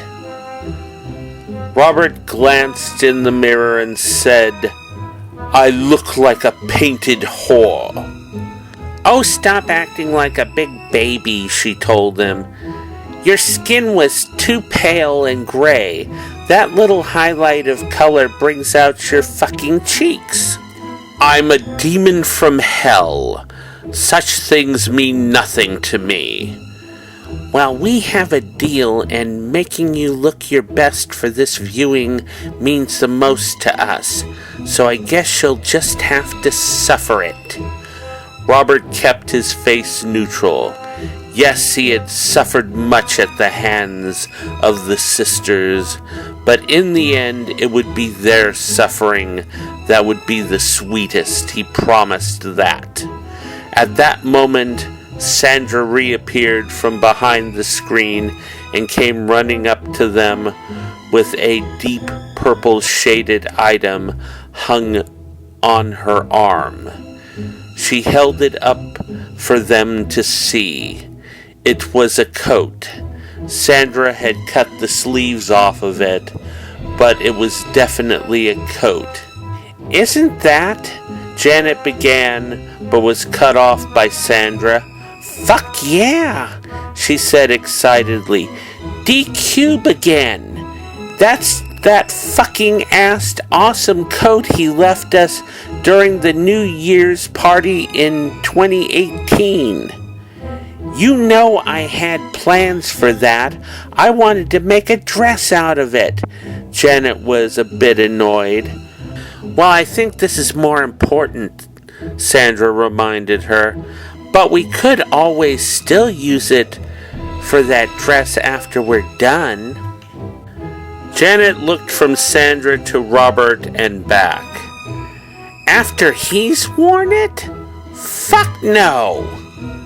Robert sucked in Janet's frustration. It was like an hors d'oeuvre to him before the main meal. A light snack. Sandra got up on the step stool and helped Robert put on the coat.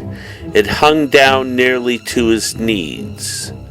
There was a slit cut down the middle of its back, which allowed his tail to stick out. "So what do you think, sis?" Sandra asked as she stepped down from the step stool. Janet actually jiggled excitedly.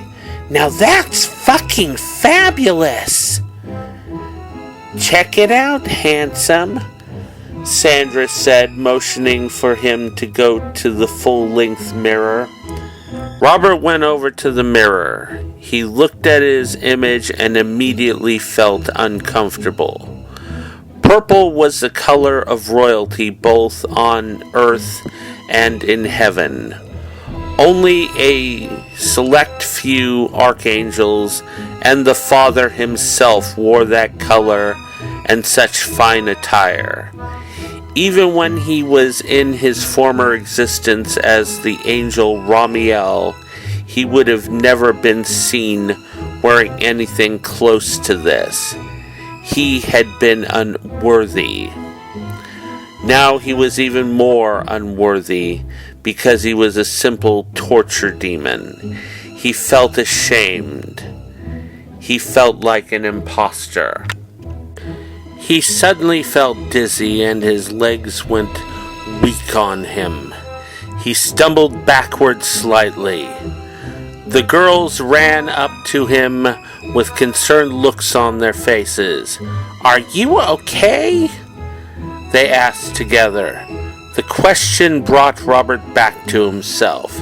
He let out the breath he was holding and forced himself to straighten up. He turned away from his reflection and looked at the girls with cold eyes. "I'm fine. Can we get this farce over with now? I've spent far more time than it is worth, and I'm weary." "Go sit on the bed and we'll send out the word," Janet told them. Both she and Sandra pulled off their gloves and dropped them on the floor. It appeared that the makeover was finished. Sandra and Janet went over to the vanity table and started working at the computer. Robert did as he was told. While he waited, he looked around for Agnes. He figured playing with the dog would make him feel better. He built up a little energy in his hand, just in case he saw her. It was better than sitting here feeling the way he did. After a while, Robert became bored trying to find the damn dog. Agnes wasn't any fun. He ended up heading over and looking over the girl's shoulders at the computer screen. It was loaded with small squares with images of people in them. "Who are these people?" Robert asked. "These are all the top cool fucking social people on the internet," Sandra informed him. "These are the people you want to be friends with and impress because they control not only the fucking internet, but they also have their hands in all the who's social events. Getting on their good side is essential for survival in the social world." Robert was loving what he was hearing. "Can they see us?" he asked. "Oh no, they won't be able to see us until the live stream starts." "Yeah, don't want to give up the show too soon," Janet added. "Who is that pig-faced human with the pyramid of red hair on top of his head?" Robert pointed at the screen. "The one wearing the orange sweater with all the gold jewelry." Janet looked at Robert with surprise. "You got a good eye, but no taste in style. That sweater isn't orange. Orange is so 90s, it's tangerine. Tangerine is so incredibly stylish," she informed him. "That person you called a pig face is none other than Gregory Rutherford Titterington. He's a fashion icon, a legend among fashion socials. He's one of the two main people we must impress. He has thousands of high-profile fucking social friends and has his finger in nearly 100 of the coolest clubs around the country, though they're all closed because of that fucking virus bullshit. Not so cool, really, he said. He liked what he was hearing. Yeah, she said. Then she pointed at a black girl who was wearing what looked to Robert like a yellow toga. Her hair was shaved on one side with stray cornrows hanging down. The other side was done in a 70s style afro. It looked insane to Robert, but he gathered it was stylish. She had large loop earrings in her ears, and like a number of others pictured on the screen, had multiple necklaces around her throat. That's Xena, the queen of fashion divas. She has nearly as many subs and friends as Gregory. She's the other one, Janet informed him. How about this person? Robert asked, pointing at a raven-haired, thin, pale man who wore all black and had a silver necklace with a ruby set into it like Robert's belt buckle. He was the only person Robert could see that he could actually relate to. He was deliciously morbid. Janet gave the man a disinterested glance. Oh, him? That's Morbius. He's goth. Goth is so fucking 80s. So fucking worn out and uncool. He's lucky we even sent him an invite. Really? Robert said with surprise. Yeah. Now, if you impress both Gregory and Xena, we got it made. We will be fucking set. Good to know. We'll definitely make a strong impression. I can promise you that. Robert smiled a sadistic grin that neither one of the girls noticed. They were too busy looking at all the socialites that filled their computer screen, and of course, the counter that represented all the people they couldn't see, which was at that moment getting near to 2,000. This was too perfect. The twins were setting up their own downfall and had no clue they were doing it. When do we start? Robert asked. He could hardly wait. The feast was about to begin. Janet turned to him. Her face was glowing with excitement. We just gotta wait for a few more people to arrive, then we'll be ready. Good, he said simply. Oh yes, the more the merrier when you fall, he thought. Her excitement was painful to him now, but her pain would be sweet in the end.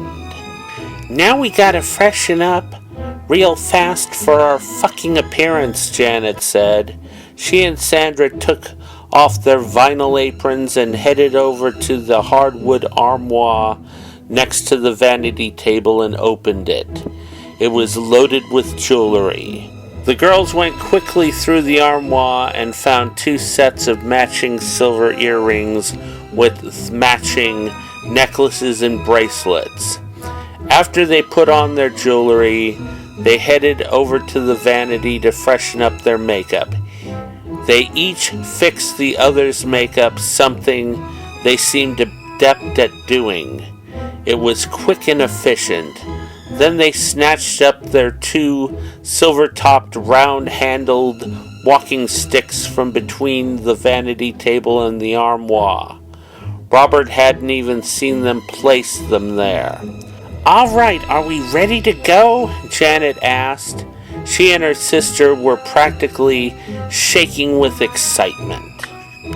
Robert was now struggling from all the positive energy that was hitting him. He'd held up against exorcists spouting the word of God. He would not let these twits' exuberance take him down. "Okay, Robert, go over there, away from the camera." She pointed to a spot over to his left with her walking stick. He moved over to where Janet indicated. Anything to get this over with. He actually felt himself getting excited as well. Everything was coming together perfectly. "When we say together, we present to you the Fashionable Demon, you come into frame between us and raise your arms over your head and give them a big smile." "I really like that," Sandra said. "Thanks, Seth." The 2 sisters got in position in front of the computer, holding their walking sticks in front of them. Janet moved out of position to go over and quickly type on the computer. Then she rushed back to her spot and put a smile on her face. Suddenly, the thumbnail of Gregory Titterington enlarged to fill half the computer screen, and a loud, effeminate voice issued from the computer. "Okay, Janet and Sandra, what you got? You know that I and a number of people on here are busy. Our time is precious, and this better be good." The voice sounded cranky. The angry emotion actually made Robert feel a bit better. He also seemed to be getting negative emotions from others issuing out of the computer. It was unexpected but definitely welcome. Then Titterington shrank, and the black woman in the yellow toga, Xena, enlarged. "This had better not be you 2 dancing again." She didn't sound very happy either. Robert loved her anger. "And it better not be another makeup session. If I wanted a makeup lesson, I wouldn't come to you 2. This had better be worth my time, or I'll cancel you." Gregory replaced her. "I will too. This is your last chance. Don't fuck it up." The girls remained smiling, but Robert could feel the nervous tension running between the 2 sisters. It was delicious. "Members of the ViewTube community and social elite," Janet said with fake confidence, "it is my sisters and my pleasure to present our most fucking mind-blowing project yet." With that, both girls lifted an arm up and pointed between them. "We present to you the Fashionable Demon," they said in unison. As instructed, Robert clomped over between them, raised his arms, and gave the viewers a big grin showing his dagger-like teeth. After a few seconds, Gregory's thumbnail enlarged again. "Okay, we're waiting. Show us what you got, and stop playing around. I'm not impressed." Both Janet and Sandra got surprised looks on their faces. Janet looked over at Robert, who was standing as requested with a big smile on his face.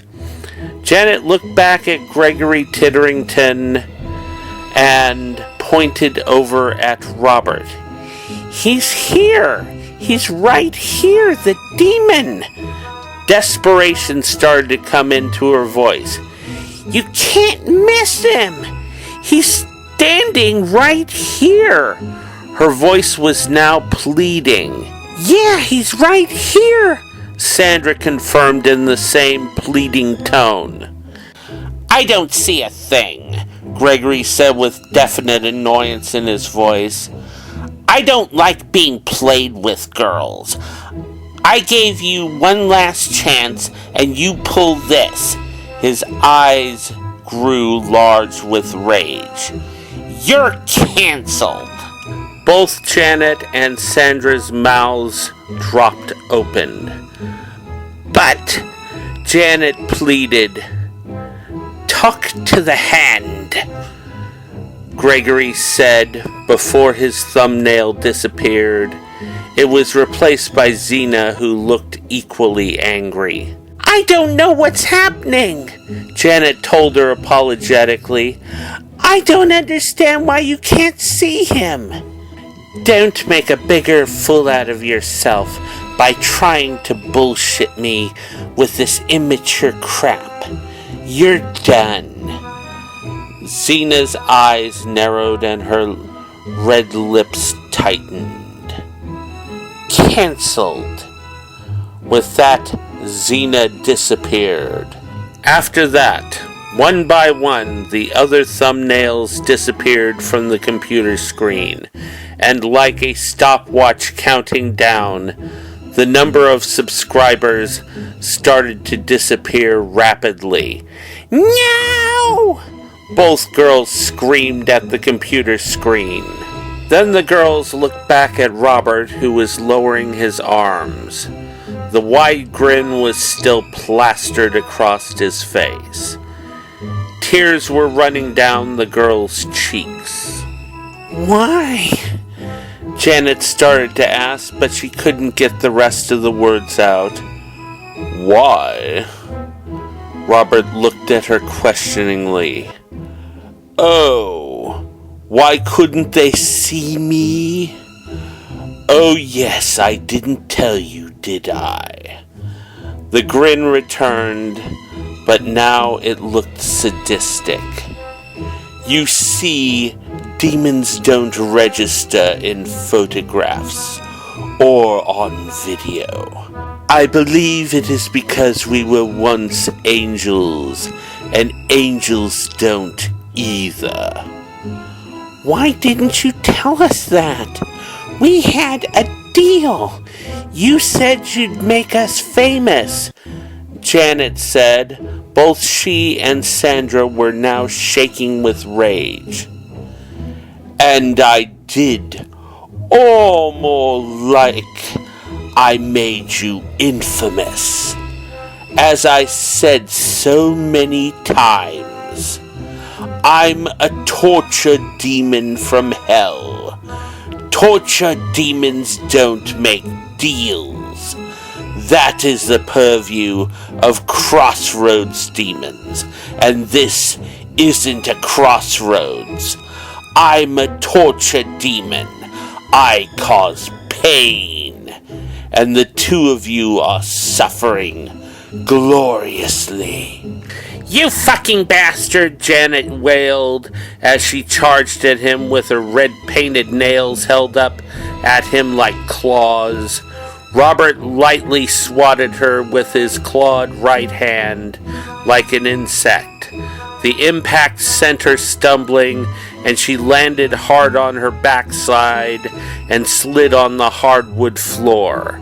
Sandra came at him too, but Robert swatted her with his left hand, and she went stumbling backwards into the oak shelf unit display of twin dolls they had set up on the wall next to the bedroom door. A large number of the collector's dolls came tumbling off their shelves onto Sandra and broke on the floor. Sandra dropped to her knees and started bawling like a child as she picked up the remains of her and her sister's precious babies. Robert started to laugh. Of course he wasn't done with them yet. For the first time in a while he was full, and he needed to expend some energy. What better way than to cause them further pain? You wanted a fashionable demon. Here I am. In hell, pain and destruction never go out of style. You gave me your idea of a makeover. Now, see mine. He raised his hands above his head, and electrical bolts of energy shot between them. He pointed one hand towards the left side of the room, and tendrils of energy shot from it, searing the pink walls and leaving black burns across them. He moved his arm slightly, and lightning bolts of energy hit the upper part of the doll display. The shelves and their contents exploded, showering Sandra with splinters of wood and burning doll fragments. Sandra quickly started scooting away over the broken dolls, screaming and holding her arm up protectively. Her eye makeup was smeared down to her cheeks. She reminded Robert of a sad clown, which was the perfect look for her, in his opinion. Robert turned and happily pointed his other hand to the right.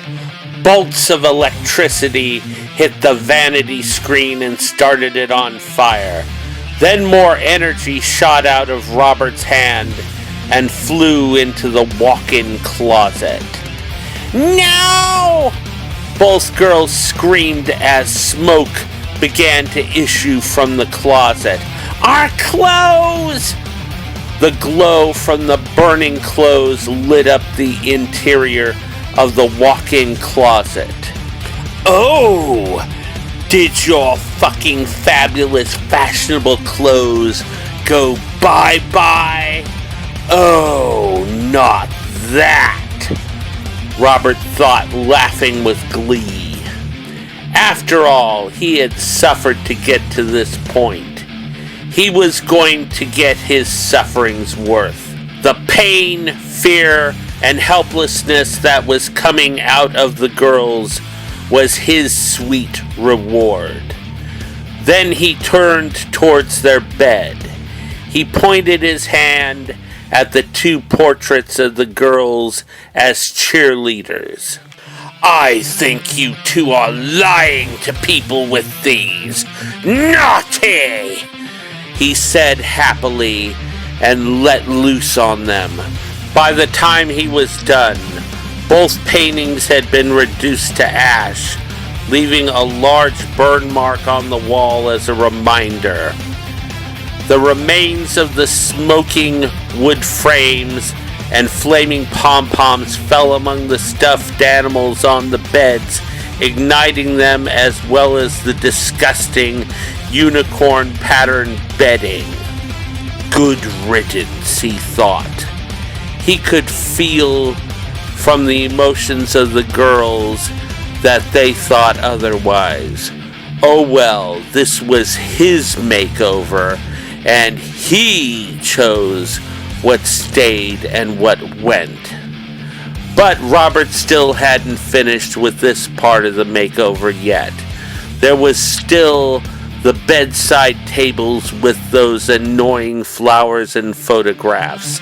Those definitely had to go. He looked over his shoulder at the two girls. Sandra had managed to crawl over to her sister, and they were both holding each other protectively. They were watching him with shocked expressions and were shaking with fear. It was precious. Robert gave them a false, pitying look with boo-hoo lips. But his expression couldn't hold for long. His amusement and his smile resurfaced. Human greed and ambition. It is fertile ground for pain and agony. He turned back to the now burning beds. With a flick of his finger, the 2 photos of the girls exploded, and the orchids in the vases shriveled and died. So much better, he mused. Oh, but where was I? Oh, yes. Greed and ambition. It is something that is always ripe for harvesting. It is a flaw in you humans. It is why my master, the Morning Star, turned on his father. He saw all the flaws in you pathetic humans and would not bow and promise loyalty to you like our father ordered him to.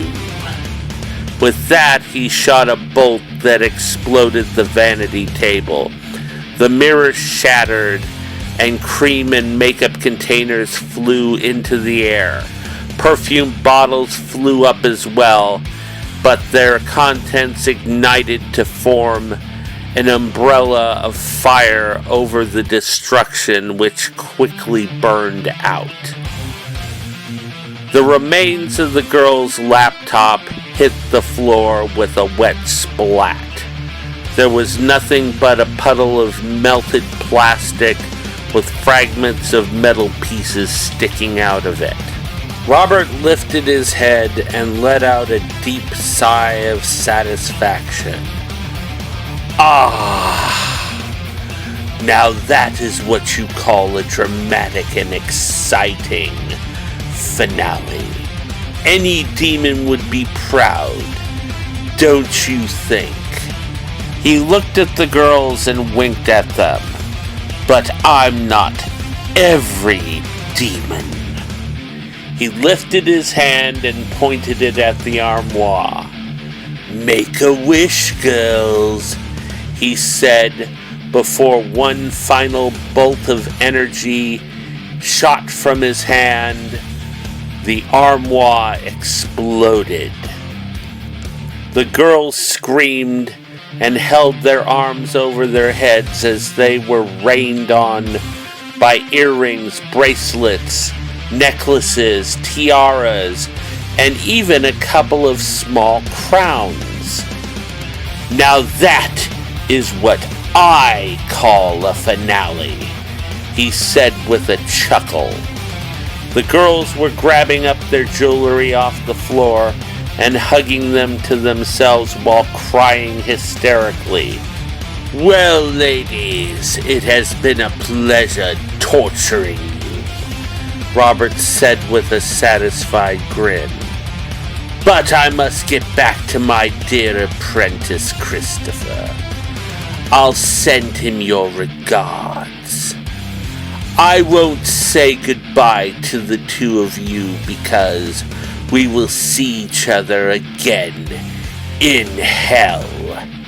Your pit is already reserved for you, and what I've done to you today is nothing like the sublime agony I have planned for the both of you once you get there. But don't worry, you've got plenty of time before the fun begins. I'm patient. Very patient.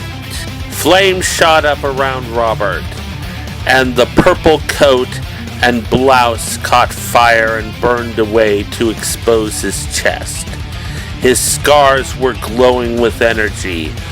Bolts of energy encircled him. Then there was the sound of a low growl and a yip as Agnes came shooting out of the remains of the vanity table. She charged at Robert and bit him on his leg. Smoke issued from the dog's mouth, and there was a flash as Agnes went flying and tumbling through the air. Janet jumped up off the floor and caught her. Agnes's fur was smoking and even more singed than before.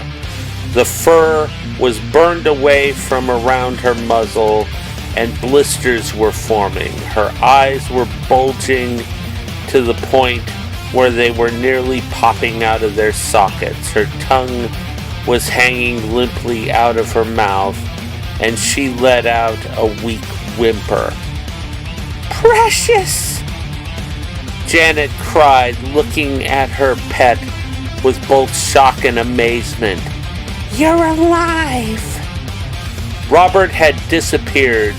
Only the smell of sulfur and brimstone remained. Sandra got up off the floor, and they both looked around to be sure Robert was gone. Suddenly they jumped and let out startled yelps when a moment later the bedroom door burst open and Charles came stumbling in. His usual immaculate suit was in tatters, and he was red-faced and breathing heavily. He slammed the door and quickly locked it. "Hurry up! We need to barricade this door! They're coming!" he yelled at the girls excitedly. Then he stopped in his tracks for a moment and glanced around the room with a surprised look on his face. "Bloody hell, I swear one of these days you two are going to burn this manor down with all your crazy partying," he said in an annoyed tone. He quickly ran to the wall beside the bedroom door and grabbed up the fire extinguisher that was sitting there. Then he went over and shot it at the burning beds. With a blast of white fog, the flames went away, and all that was left was the dying smoke that came off the remains. "I don't even want to know how this happened," he said, shaking his head. He had started to walk toward the smoking walk-in closet when there was a soft knock at the door. Charles came to a stop and jerked around, his former panic renewed. Then a sweet-sounding voice came from the other side of the bedroom door. It was Carmelita, the head of the cooking staff. "Mr. Charles! Please come out, Mr. Charles! We want to talk to you!" she said. "Don't open that door!" he screamed at the girls. "They're going to kill us! I barely made it up here, thanks to that bitch of a sister of yours. She locked me out of the panic room. I had to run through that insanity out there. They've all gone insane. They've torn apart the dining room chairs and are using them as clubs." He was hysterical. Then, once again, Carmelita's voice came through the door. "Girls, please open the door. We won't hurt you. It's me, Carmelita from the kitchen, remember? I'm the one who makes you those delicious chocolate chip and almond cookies you like. All warm and gooey chocolate. If you open the door, I'll take you to the kitchen and make you a big batch of them." Janet looked over at her sister and was surprised to see that Sandra had a contemplative look on her face, like she was pondering. Sandra noticed her sister looking at her. "What?" she asked innocently. Janet cocked her head and gave Sandra a hard look. "What?" she asked defensively. "I've been through a lot today, and I'm hungry." Janet rolled her eyes at her and shook her head. Now the tapping on the door became pounding. Girls! The once sweet voice of Carmelita now sounded angry and frightening. Open this door now! Open it, you rotten little horse! See, I wasn't fooled, Janet bragged. Sorry, Sandra told her companion. But chocolate chip and almond. Charles gave Sandra an I told you so look. Help me find something to barricade the door with before they break through that bloody door, he urged the both of them. The girls looked around them at the disaster area that had once been their room. All the furniture was in pieces. They looked at each other. We're completely fucked, they said in unison.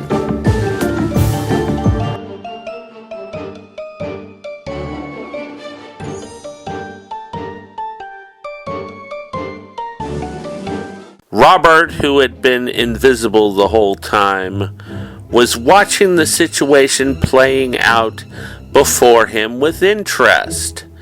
Though he was feeling a bit full from the literal smorgasbord of pain and fear from before, he was still enjoying the drama. After all, he had planted the seeds of all this. He could at least have the pleasure of viewing the outcome. And it was glorious, my apprentice, Robert said to Christopher Blackthorne, who was sitting in a wooden chair on the other side of the table with the intricate carved chessboard on it. Robert was squatting down on his own chair. The room they were in at the Hawthorne Institute Psychiatric Department was set up like Christopher's room back at Blackthorne Manor. It even had all his books, since his family had never expected him to come home. Both Christopher and Robert found it very comfortable. That's it? Christopher asked. What about Charles and the girls? Are they all right? Why do you ask, my apprentice? Well, I don't want them to die, he told Robert. At least not yet. Not until I'm out of here and in hell so I can be the one to torture them. Your words make me proud, Robert said. Unfortunately, your sisters are indeed still alive and in reasonable health. But they are a bit less cocky than they once were. Also, they now know what awaits them, which will cause them lots of lovely stress and paranoia for the years to come. Charles and your half-sister are also fine. The house is a wreck, and the only staff left to clean it up is Charles and a 97-year-old partially blind and deaf maid named Vida. Vida was still dusting the shelves while the staff was running around destroying everything. She was even continuing on with her duties while the riot squad was taking the rest of the staff off to jail. Since she had nothing to do with the rioting, the police simply left her alone and allowed her to just keep cleaning. Christopher chuckled for the first time since Robert had known him.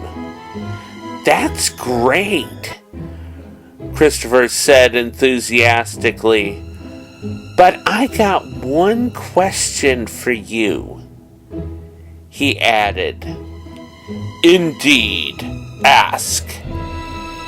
Well, how did you get rid of the flower smell from your bath? Because you definitely don't smell like flowers now. Robert gave him an amused smile. After I left the manor, I went to the sewers and rolled around in there. It was very invigorating and I felt much better after. Okay, Christopher answered simply. I believe we need to celebrate, Robert said. I say we call Gomez and ask him to get us a pot of Earl Grey tea. Also some of those pastries Dr. Hart was so fond of. I think I might like to try one. I'm feeling adventurous tonight. Really? Christopher said with surprise. I thought demons never ate such things. Yes. Well, they are fashionable, and I'm, after all, the Fashionable Demon. This started Christopher laughing. Yes, I'm fucking fabulous, he said in a monotone. Then he broke down and joined his apprentice in laughter.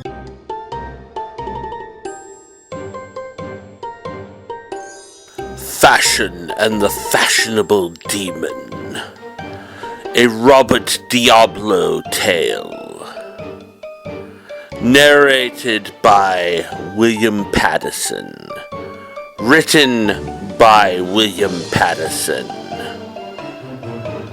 sound design and editing by William Pattison. A WCP Enterprises Publishing production. Copyright 2020. William Pattison.